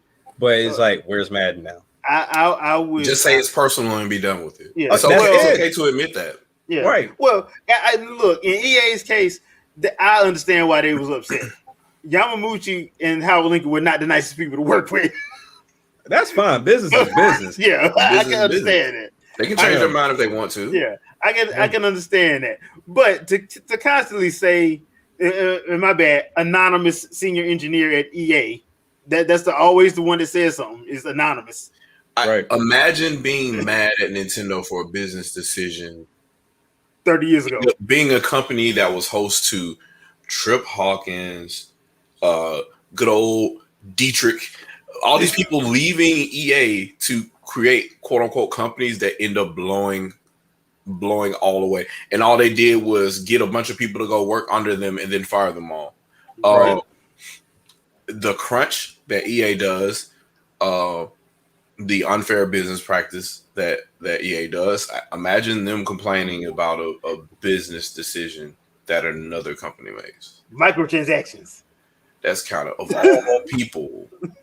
You're going to be mad about a business decision that happened almost 10 years ago, but can't really complain because, I mean, you got Elder Scrolls games have never appeared on Nintendo hardware up until now because he talks kind of situation. You have DMA Design, which goes all the way back to Nintendo 64, and they are still holding that grudge. They fighting bad for that. That's a grudge. This day. That's petty. Like I said on a previous podcast, tell me, even though we know you're full of shit, tell me that GTA 5 can't run on Switch, and that's why you don't want it on there. Okay. I mean, what about Vice City? I mean, seeing as how seeing as how GTA 5 finna go to PS5, you might as well sell it everywhere. You might as well at this point. Be the Skyrim of Rockstar. Yeah, it is. PS3 game. There are no excuses. There are no excuses. There's none. So I had the conversation that I was talking about before I took the break. Excuse me, because I dad's at large. I still got to make sure I got a kid that graduates college. The conversation was interesting because I snapshotted that conversation, and the whole point, I just wanted to see how you arrived to where you got, right? Mm-hmm. Or you could just tell me, hey, you know what? I just heard it from a bunch of people, and therefore I adopted it. Mm-hmm. No, you're telling me straight up, oh, well, the Switch can't do this stuff. Why? Oh, well, look at the first party games. They're not even. What are the first party games not doing? Oh, well, they're not even 60 frames per second. Why does that matter? Right. What is that telling you? That could be a choice. That could be a design decision. Also, this is a system that runs off of a battery. But these are all things I'm keeping in my head, just trying to see where it's going. I'm just like, hey, if that's the case, then yeah, just tell me why that is. You mentioned a game, you mentioned Nintendo games, then you mentioned third-party games, and I'm like, oh, okay, so you talking about third-party games? So I mentioned Witcher 3, and I'm like, Saber Interactive, who isn't even CD Projekt Red, in months' time ported this game with a limited budget and limited time and limited experience. Right? Mm-hmm. And in that limited amount of time with limited experience, they found a huge amount of trash code for the PS4 and Xbox One version of the game, running on 8 cores, doing stuff like talking to another core just to produce audio. And I'm like, this system has a DSP. Also, you can just take those audio tasks and they could run in every other clock cycle to produce audio. Right. And that's no, we're not talking about him yet, Sandstorm. Not yet, not yet. This is another individual. I screenshotted it earlier today. He's not anybody that I've really but the whole point is like these people are out here. That's the whole point, because every time that I come on here, somebody will tell me either on Twitter or something else, no, nobody's really doing that. Nobody's really out there talking like that. Yes, they are. They are there. You need to see this in real time. Like, people are really out here taking the stuff that Gaming Press is sprinkling out there, and people are believing it. They're legitimately believing it. So I'm just sitting there like, so how did you arrive at the conclusion that the Switch is weak? You just like, look at these games. And I'm like, so by default, you're gonna blame the hardware? And then that was the conversation that me and Action Jack had before. I was like, so when there's a shitty port to PC, are we blaming PC as a hardware? Are we doing that? Are we saying, oh man, PC weak, bro? This brand new graphics card that just came out is just trash. Because look at this game that came out and the shaders aren't loading right, and the game is all slow, blah, blah, blah, blah. So we just gonna blame that brand new GPU? Or is there going to be, now we're going to hold hands. Now everybody in the gaming community is going to help fix this shader cache and get this game to work right, which is what actually happens. So now you have an active environment where the developer doesn't even have to finish the game. The customers will. Yeah. Which is ridiculous. Which is absolutely ridiculous. Right. And we think that's okay. That was Bethesda's business practice for years. Instead of saying, hey, you know what, this developer right here is trash. They developed a trash game on hardware that clearly has the potential. See, Shadow, what you're failing to realize is you need to tell them that they need to roll back the net code. That's the only way to be able to fix this. Roll back. I'm sitting here talking to dudes. They over here like, yeah, Wi-Fi is absolutely hot garbage, blah, blah, blah, blah. I said, bro, you played a match with me. How did it go? How did it go? And they're like, but you probably plugged up. Nope. And that's the same thing I said, because he was actually pretty nice to me. I think he just don't like you, but he was actually pretty nice to me. But I told him, I said, I understand your point as far as consistency, but somebody else made the same argument. If I only need, let's say 10 and my Wi-Fi jumps between 50 and 30, I'm still straight. But even then, like I said, there's people that think I'm wired and I'm not. I'm Wi-Fi. My Wi-Fi is fine. Yes, America has trash ass internet. We get it. But at the end of the day, when it comes down to it, your service provider is not great just because you spend a lot of money. Exactly. It's not the case. And not everybody can have fiber wire. Like, it's not, optic fiber is not everywhere. It's not. So at the end of the day, when it comes down to your setup, like Shadow says, you just have to be knowledgeable how to set up what you're doing. And a lot of people don't know how to do that. Like, I mean, me and Shadow, we've said this 100 times. Like, if you have a house, you need to do a Wi-Fi survey. Yes. Period. If you have an apartment, you do not need to do a Wi-Fi survey. You just need to plug. You either need to go straight hardline, or just deal with whatever you're gonna deal with. Yeah. Because the problem is you're gonna compete with neighbors. Yeah, they're all around you. And the other thing too is if you don't know how to do a Wi-Fi server, there's nothing wrong with that. That's why we have YouTube and Vimeo. Right. There's a lot of and they're really not as hard to do once you do one. It's not that hard. They just look intimidating, to be honest. I hate to say it, but the dude that gave me an L in the debate because he said it was his opinion and I really couldn't argue that. He called me out on Twitter because he was like, hey man, you doing all this and this Wi-Fi is great and all, and I've seen you play online great and all that. He's like, Wouldn't it be really cool if you made a video that showed people how to set up their Wi-Fi? And I was just like, oh, so just shot right in the face. This video has been in the making for like 5 years, and you know it. And he's like, yeah, it would be really awesome if you made a video like that. I was like, okay, I got you. See, you trying to hold 2 dubs. I see you. It's okay. But the thing is, you got Pachi for the win.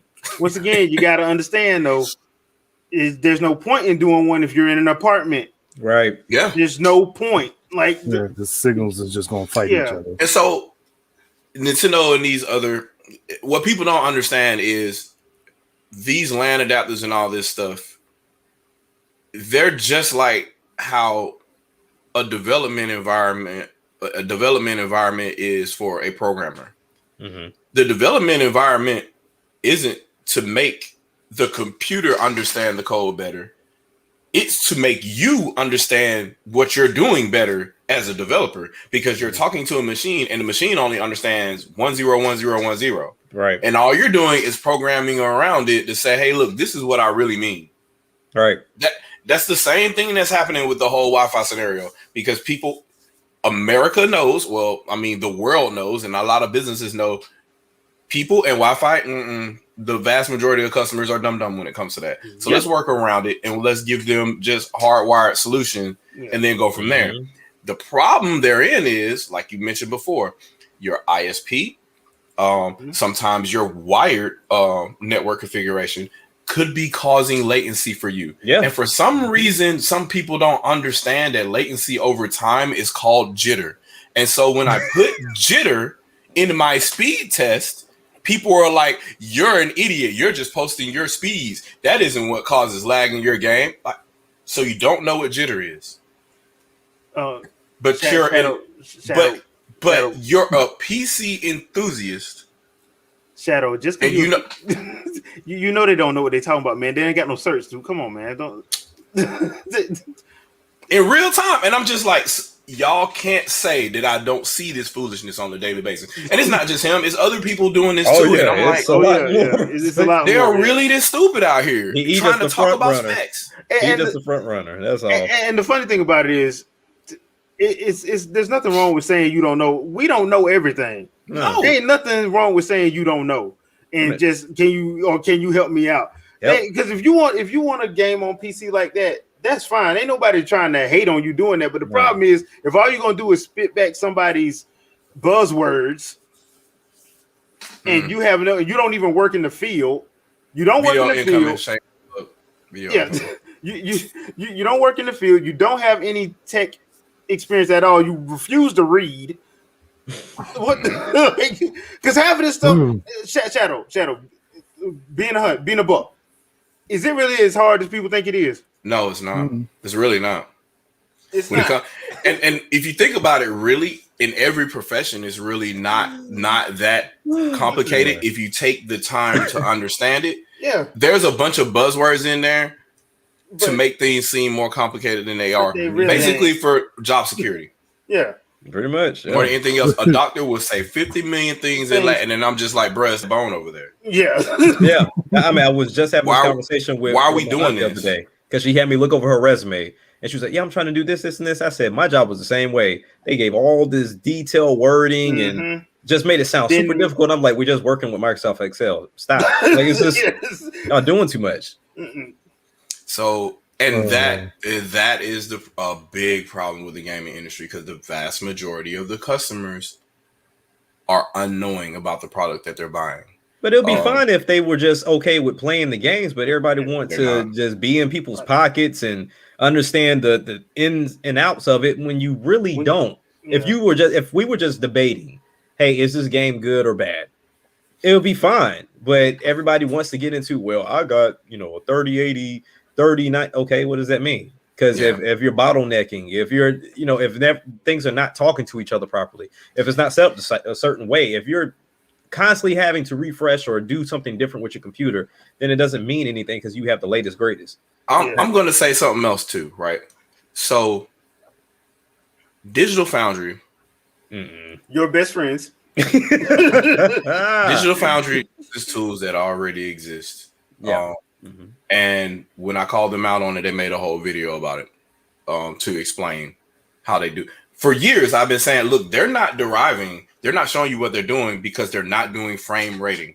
They're not showing you. And then once I was talking about that, I was like, hey, you got guys over here at PC Per that tell you full frame time when a frame is completed, when that frame is copied to back buffer, and when it's projected forward.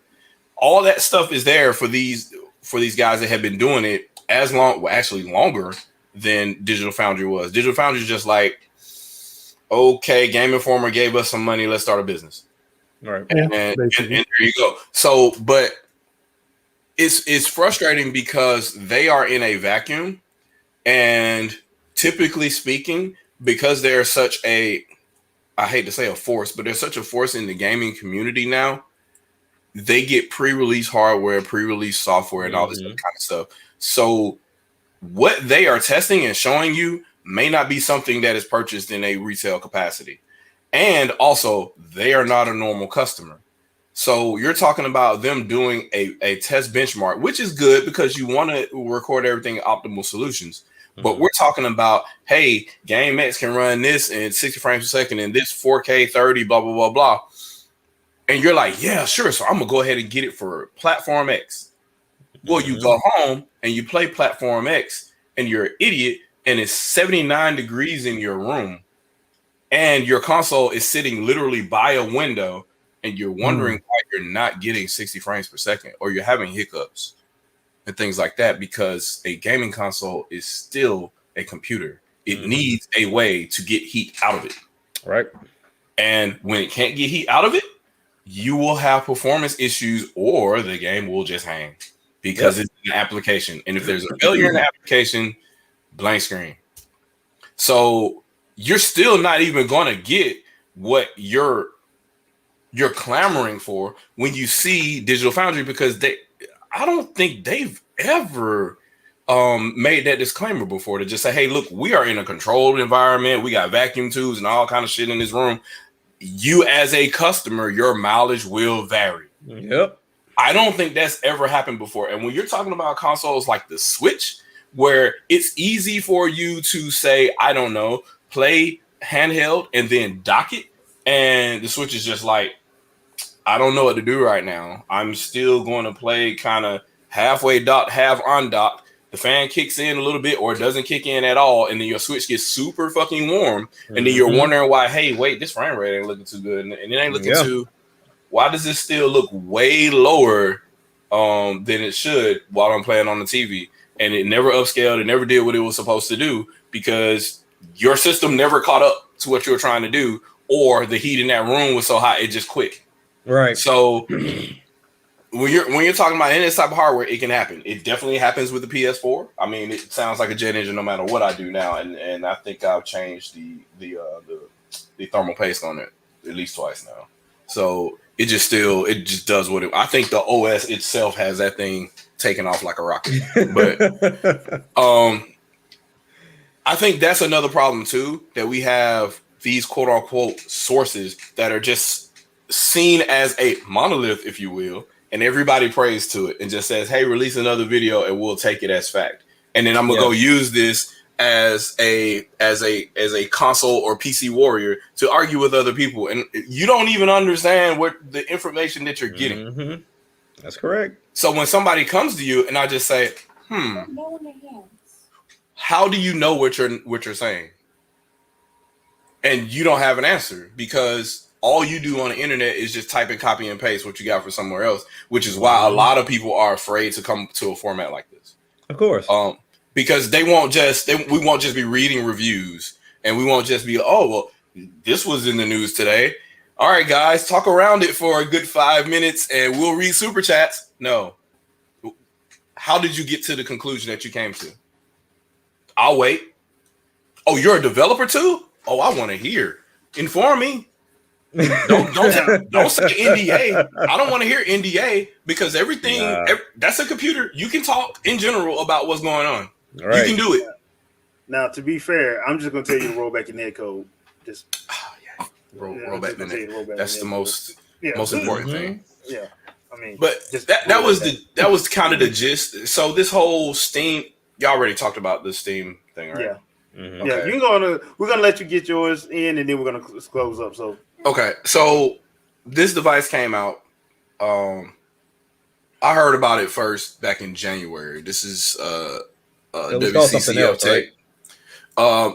It didn't even have a name. They were just saying that they were just saying a bunch of buyers were trying to get this certain chipset. It's just a collection of chips. And it's the weirdest thing because they're taking an old generation CPU and melding it with a new generation GPU. Okay. And it's really a really cut down new GPU. And that's what they're having in this what is the name of this thing? Steam, what is it called? Because it got mixed up with the because it got mixed up with the new Stream Deck that came out the same day. Yeah, really weird kind of scenario there. But so the Steam Deck is what the SKU is going to be called or whatever, right? The chipset that is built on is AMD Vango, and that's just a collection of a Zen 2 CPU and an RDNA 2 GPU, right? The Zen 2 CPU, though, is significantly lower clocked, and it has half the amount of CPU cores that the PS5 and the Series X currently have, and the Series S as well.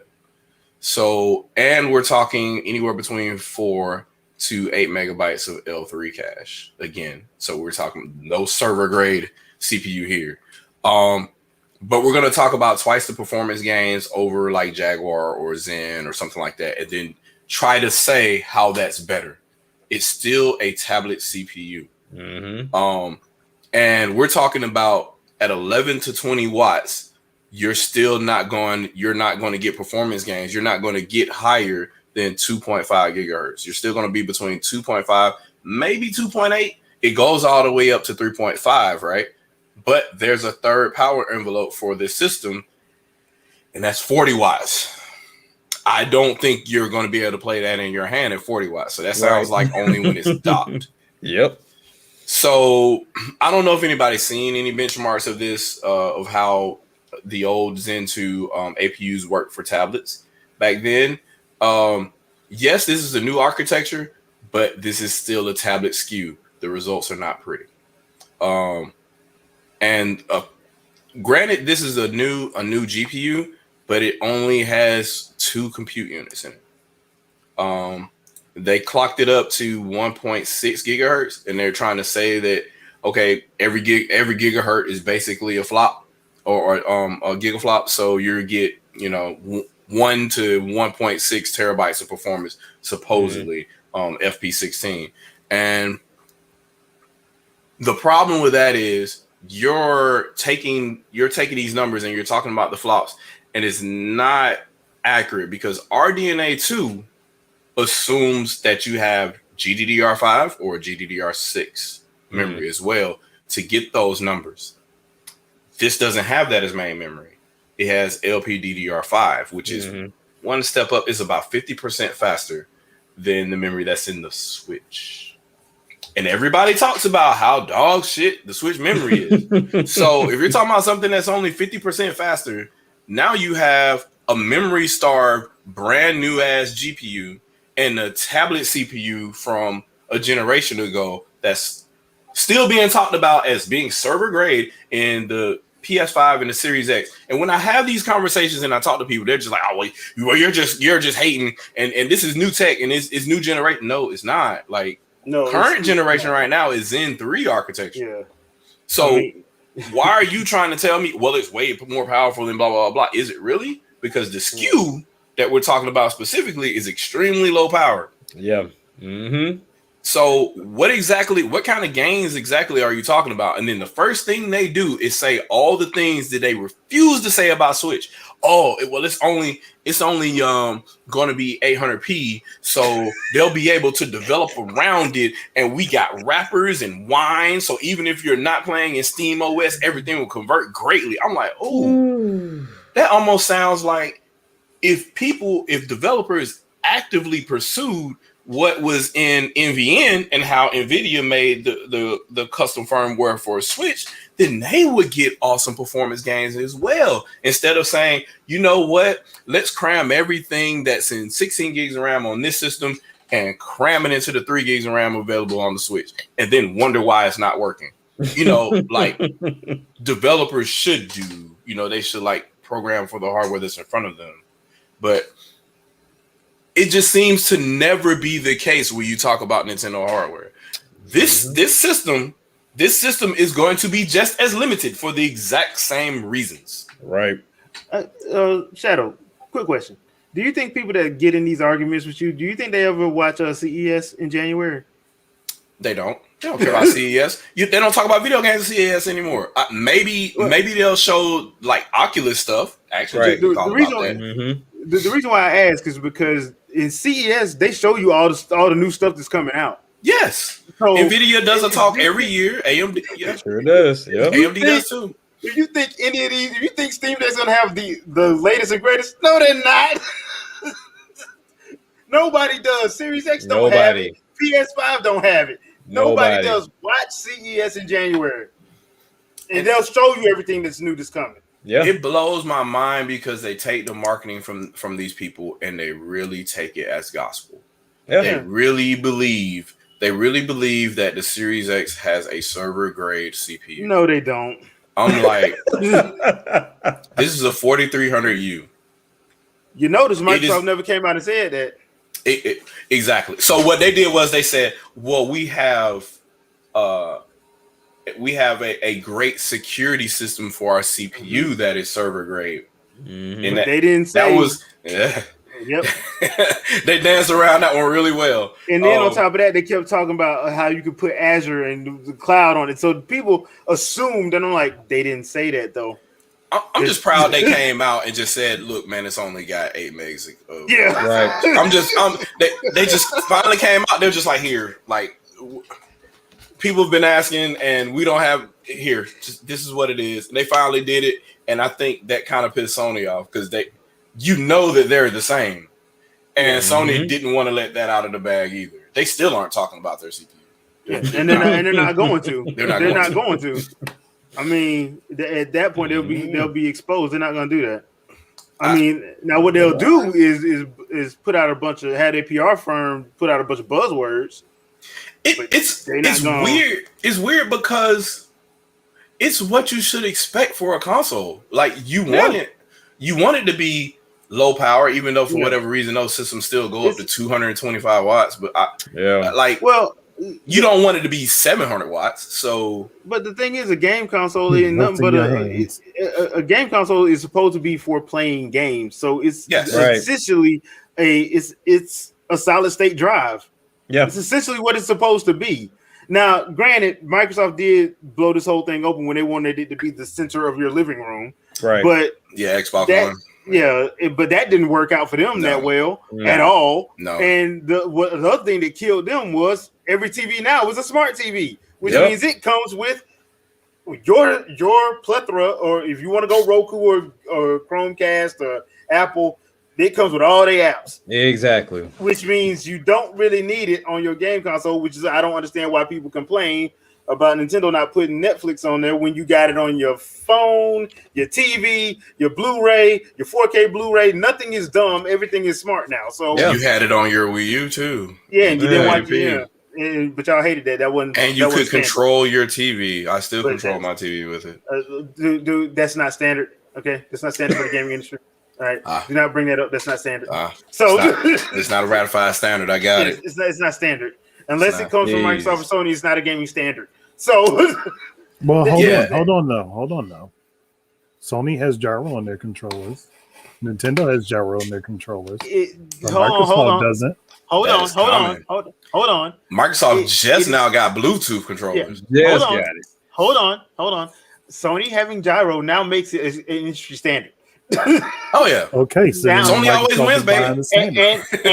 And in the words of our great brothers over at Bethesda, now that Sony has drift, now drift is a standard. Yes. Now drifting is a standard. Sony always wins. There you go. Standards. So they tried to say this Steam Deck thing is not going to have the drift and whatnot, and then they show how the sticks oscillate. It looks like the exact same manufacturer made those two. Like I said, I said that earlier. I'm like, if it's the same parts that Sony, Microsoft, and Nintendo got for theirs, they're going to drift. Unless you got again, Power A Yep. or Nacon, Yep. you're gonna drift. I don't see any what, way Ryzen around it. too. Ryzen too. I'm kind of lucky, knocking on wood right now. My Pro controller has yet to do it, even though it is from the same manufacturer. I haven't had. My Pro controller never did it. Yeah, but it's the same. It's the same actuator in here. Yeah. So, but I think the problem is the actual stick. Yeah, and since the Joy-Con is so small too, it has way more pressure applied to it. Yeah. There's nowhere for it to hide. Versus this controller, as you grip it, there's more force applied across the controller instead of just on the stick. Right. Now, I think that's probably part of it too. Now, going back, someone talked about this recently. Yeah. Oh yeah. I wonder who that could be. And once again, people, I want all of y'all to understand one very important thing. If y'all complain about drift, that just lets me know y'all have never dealt with the majesty of the Mad Cats. Oh yeah, that's old school. I don't want to hear nothing about that's old school. When I tell you, when my Joy-Con started drifting, I was like, it ain't Mad Cats. So I was just going out to turn because Mad Cats was awful. I tell y'all all the time, my first Mad Cats controller was for the 64. I plugged it in and it shut off my 64. Ooh. I would have to unplug my 64 from the wall, plug it back in, and then turn my console back on. I don't know how the hell it did. Mine drifted so bad it stuck to the side of the freaking thing. I had to actually get a magnet to pull it back center. It's all bad, for the win, baby. The reason why Mad Cats ain't around no more. They were trash, and good luck with any warranties or any claims. Oh, dude, they're not. But they were always like pinned as, yo, this is the go-to third-party controller. Yep. They just had all the licenses. That's all it was. They were just like, we're a large distributor, and we're in bed with all the first parties, so we license through them as a third party. Because they had Dreamcast. There was the Power. It was them and Pelican. Pelican. Yeah, Pelican. Yep. Yeah. That was the only other one. They were the Power A before there was Power A because they had for Sega, Nintendo, Sony. They had for everybody. They even had some for the OG Xbox. Good luck trying to get them to work. But yeah, like that. That's why I was like, yeah, y'all complaining about drifts. That lets me know y'all did not have the joy of going through Mad Cats. I think the only thing those guys excelled at that worked really well were their controller adapters. So if you wanted to play a Super Nintendo controller on a Genesis or whatever, all those work well. But so anything with a stick, anything with a joystick, and even the buttons, they were like weird, like they weren't full at all. They felt like so cheap. Those buttons would stick so hard. Yeah, and it was so bad. You would lightly press it. They stay pressed. And then you have to maneuver it out with your nail. I'm like, nah, I'm not doing this. Here, you take this controller. I'm using the regular one. Yeah, so like I was trying to see what that dude said, but what I was trying to point at was where I had dudes talking about how much they wanted to get this thing to do emulation, and I was like, I was like, let me get this straight. And so like Jack mentioned before, and it was a couple other people that pointed that out too. I think it was one of I'm trying to think who it was that mentioned it, but it was hilarious because I'm like, well, now let me get this straight. Y'all say all these Nintendo games is trash, but then y'all out here buying Genshin Impact. Y'all out here y'all playing the first thing you say is one of your favorite games is Symphony of the Night.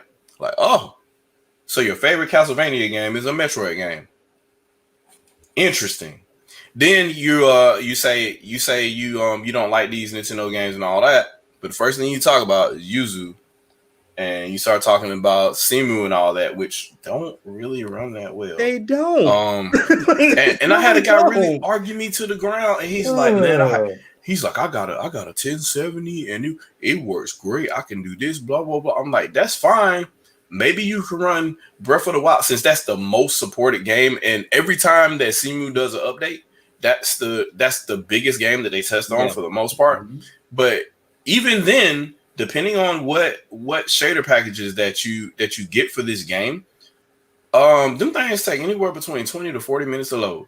So you are playing a game, and then your game freezes for a couple of seconds because it's loading the texture cache. And I'm like, Wii U only has 1 gig of RAM at any one time, and I never have this problem playing this game because it is natively made for it. Exactly. So I don't. and they don't want to. They swear it's not a thing, and I'm like, dude, just watch the tutorial videos, and they will explain it to you. They will. And when you play the game, you see it happen in real time. Yeah. It's building the shader cache, literally loading before you play the game. It's building the shader cache, and if you're playing the game for the first time, you are really extracting gigs of data. Yes. for it to run on a GPU that it doesn't really recognize, and then while you're playing, it's still building. And that's only a feature for people that were like, okay, it takes too long to build this shader cache before I start playing this game. I want to press play. And so you're playing and it's building in the background and you get like stutters here or there. But I'm running 60. Are you really though? Like right. I'm running 60, then freeze. I'm running 120, then freeze. I'm running 30, then freeze. So what is your average frame time right here? Because I am clocking 1 frame still being developed for a good 30 seconds. So is it really 60 frames per second? Because the average says probably less than that. There's one key thing before we let this go. Anybody that's used emulators, and I'll use the PS2 emulator that they have, was that PS2X or whatever it's called, right? I have never gone from game to game to game without in turn going into settings, switching something up. Yep, because every game is different. Run properly. Yep. You're going to always have to continue to switch something up because you can't have just one setting fits all. I spent hours on YouTube like, okay, how do I get WWF versus SmackDown to work? Okay, now how do I get the Warriors to work? Now how do I get? It's a headache. It's not worth it. So anybody that tells you like this shit is plug and play, get ready for the headache because it's not happening.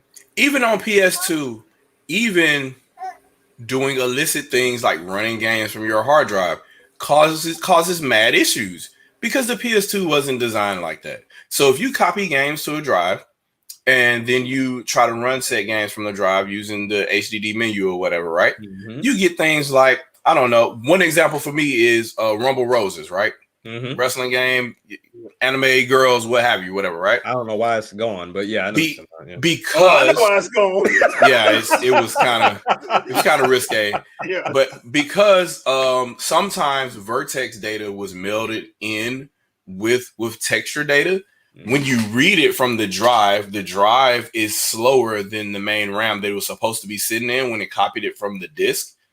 So you're missing vertex data. So what ends up happening is you get the feel for the texture to come in, and then it will string along a broken polygon hanging off the screen. So you'll get these weird glitches where you're playing, and then for a while until the vertex data comes in, you got a girl with an elbow sticking out the screen. And this is a legit game. This is my personal copy that I just copied to the drive just to play it off the drive. Right. This is no emulation. This is just me playing out. So you have all these kind of issues because the system is custom and it was designed a certain way.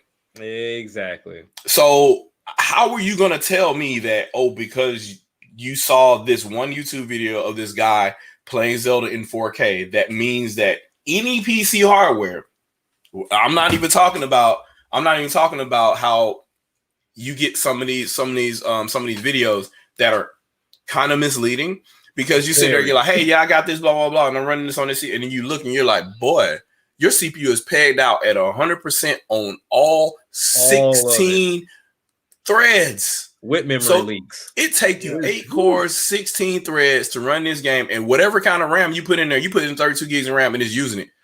This game is only 1 gig of RAM. What are we doing? GPU is at 100% spike. Like, what are we doing? About to burn that thing out quick. But you playing it in 4K. I have a strange feeling that when Nintendo finally creates hardware that can run a game natively in 4K, it won't be spiking out 16 threads and maxing out a GPU totally to do that. I'd be surprised if they make anything that actually needs to use it. Like, it doesn't make any sense, man. And so so now you have that duality going there where people are believing what's happening in this video. and they completely ignore when they try to mimic what they're doing in that video, and they run into issues. And you got a situation where, like Jack was saying before, like Breath of the Wild is the big game that, you know, every time a Simu video comes out, BSOD Gaming, just to give him a shout out. Every time a video comes out, he showcases that game, and he shows the settings, how to set it up and everything, and you see all this. You close Breath of the Wild, and then you try to run Xenoblade Chronicles X. It's not happening. It's not happening. Trust me, it's not happening. You need a completely different collection of settings specifically for that game, a different set of new shader cache specifically for that game. There's a collection of shader caches you can probably download all at one time, but this is you coming across this for the first time, because a user, like, say, oh, well, you're a new PC gamer, you come in, you can emulate all these things. Or if you got this new Steam Deck, hey, you're gonna run Simu. Come on, let's run Simu and see how you can run all this stuff. And you're gonna run into all these issues. They'll tell you that you got all that customization work to do. But I'm gonna tell you that most of the people that I see complaining about this or talking about this, they haven't done emulation since the Super Nintendo. Yeah, now, what are we doing? SNES 9X, that's a flawless emulator. Perfect. It's perfected. But why do you think Nintendo's using it? Right. But here's the thing: nothing past 16-bit is clean at all. 64 still has issues. I don't think anything like that's gonna be clean, not for a while anyway. Yeah, not for a while. Yeah. Didn't Mario 64 just get officially decompiled like last year or something? Yes. And then people been guessing this entire time. Well, but they didn't use the original. I thought they used the DS version for that. I'm not sure. I'm not sure if it was the DS version or the N64 version. I think they used the Japanese original one. Okay, because I remember hearing about it, but I read somewhere that they used the DS version. So okay, but pay attention to that. How long has Super Mario 64 been out? Yeah, what was 96? Well over a dub. Yeah, it was 96. And that's the crazy part. But I'll say to anybody that's paying attention to this channel and you're interested in the Steam Deck, cool. Fantastic. Be down. I'm interested too, but I'm gonna wait and see because I know Steam. But if you're doing this strictly for emulation, there is a plethora of other things out there that's actually made specifically for emulation that you can actually get that's cheaper than this. But you're not emulating anything new at a consistent basis, because unless things have changed, my experience with these emulation programs, they don't have presets. It's not like you can go and say, okay, I want this preset to be partner here. The only thing that's preset is your controller settings. But other than that, the settings as far as your shaders and all this other stuff that you have to get this game to run properly, no, you're going to have to go in there and change that every single time. That reminds me, I need to go ahead and follow him. But I come across his videos a lot anyway, just casually, because everything that we search for generally is in common. But y'all need to go ahead and follow ETA Prime, because he shows you how you can take literally an old $150 Dell box and turn it into an emulation machine. Because those old Core 2 Duos can be swapped out for Xeons. That's or true. The Core 2 Duo itself, because those chipsets work for anything. Because it was a workstation that used to belong to a business, Xeons fit in them. Which means it supports ECC memory and all that. So you could build like a real stable emulation box just to sit in your house for super cheap, especially if you're emulating a lot of non 3D stuff. Right. So if you want to emulate PC Engine or whatever, blah blah blah, you can build a dream box for super cheap. Like I would say follow his channel, because then you'll see what emulation is supposed to be like. Right. And it'll tell you what the ups and downs are, like how configuration is, all that kind of stuff. Really detailed channel. So I would suggest newcomers definitely to look at that. If you want to, man, don't listen to these fools on Twitter. Half of them, they don't know what the hell they talking about. Let them get you spend $700. You got here looking stupid. Looking dumb. If I get that thing, I'm going to practice deploying on it. That's what I'm gonna do. I'm really gonna install Unix on it. Like I'm just gonna play with it. Like I said, for me, it was going to be strictly docked, because I said, I wanted something exclusive away from my music PC. But the thing is, we don't know when the dock's coming out, so it kind of defeats the purpose. Or how much the dock is going to cost. Or how much it's going to cost. Yeah. So at this point, I'm now looking for like those mini towers that doesn't, look too crazy next to my TV. and just kind of have my my Xbox Series controller connected to it.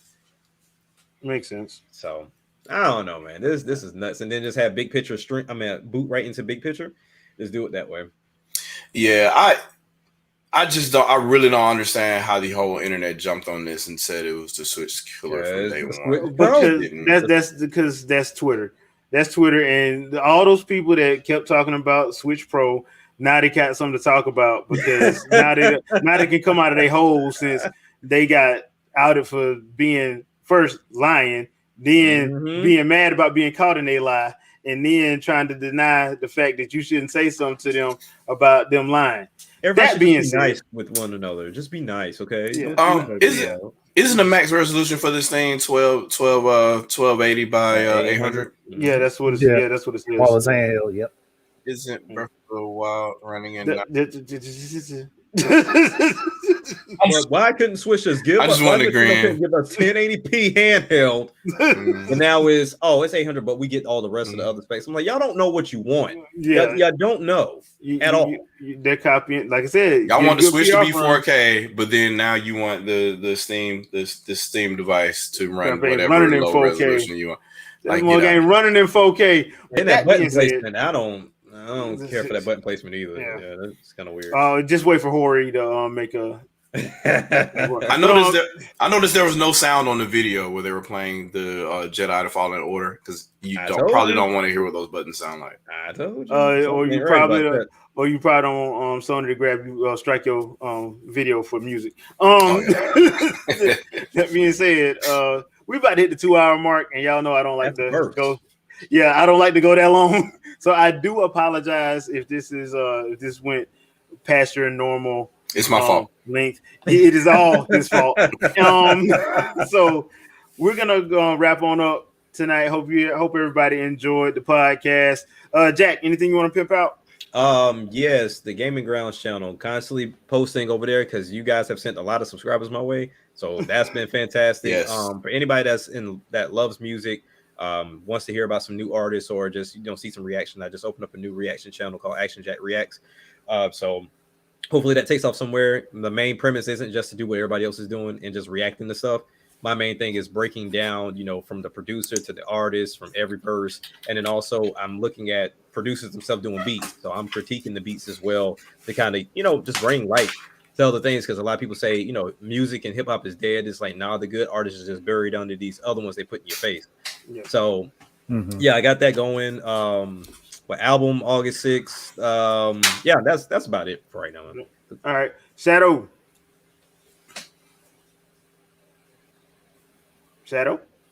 Oh, I'm here. I'm sorry. I just put my headphone in. Sorry. Anything you want to pimp out? Nah, nothing normal. I just really just got back in town, so I'm trying to reestablish things. So earlier today, I was actually supposed to be on a podcast with Blandrew from formerly the Weapon Wheel podcast, but we unfortunately couldn't link up due to my travels. So I'm gonna try to link up with him next time. So that'll be an interesting thing to see, and hopefully going forward in the future, I'll invite him on the Shadowcast as well, so we can kind of discuss some things. I know he was kind of excited and wanted to have me on. Yeah. Especially if I was ever on Weapon Wheel, that would be hilarious. It wouldn't even fit. It wouldn't fit at all. It really wouldn't, because boy, I tell you, the frustration with some of them. Oh boy. I mean, I love roast duck. It's great. It's wonderful. Yeah. For people that follow me long time way back, I love roast duck. It's great. I mean, I'll even eat it in an attic. So, and on that note, Andre, anything you want to pimp out or predict is going to happen next week? On accident? Yeah. Oh man, I predict that a lot of people are going to be very disappointed when this machine comes out and they think they can do a bunch of stuff with it that they can't. But that's a few months down the line. Real quick, sorry, I didn't mean to cut you off. Didn't the Switch OLED completely sell out too? Yep. With zero technical advancements added. Yep. All right. Okay. Continue. I'm sorry. My bad. I just I just want to know if we had talked about that already. We didn't, but it was known. Yeah. But I mean, I just have stuff popping up on my channel. I've actually been doing little shorts, calling them random gaming thoughts. So somehow people like them. From 15 seconds to a minute long, I hit you with something quick and then disappear. And for some reason, people like them. So I'm just going to keep doing that for a little bit, but I still got my normal videos. Right. All right. Check out the gaming channel. Put out Skyward Sword today, close to about 2 hours. I just did the first part of it. Did it on the Switch Pro Controller. Going to be doing it on the Joy-Cons. Probably do it tomorrow. I don't know. Yeah, I'm off tomorrow, so I saw your frustration with that. Yeah, that was fun. I am gonna jump into that Streets of Rage 4 DLC though. I am jumping into that. That looks good. It is good. I'm jumping into that probably tomorrow as well because I did take tomorrow off, so I'm probably just gonna live stream a couple times tomorrow. Other than that, though, don't forget to check out the fresh take I did this morning with our good buddy Vicky and Mrs. T of the Mrs. T show. On time, time. So we did our episode 6 of Loki review. So go check that out. Spoiler field, of course. So if you haven't watched the series, watch it after you watch the series and let us know what you think. So other than that, that's going to be it for this week. We will see you guys next week. And as always, remember, we're about to do this countdown because I don't know how fast this thing's going to cut off. So catch y'all next week. Peace. Deuces. Peace out, everybody.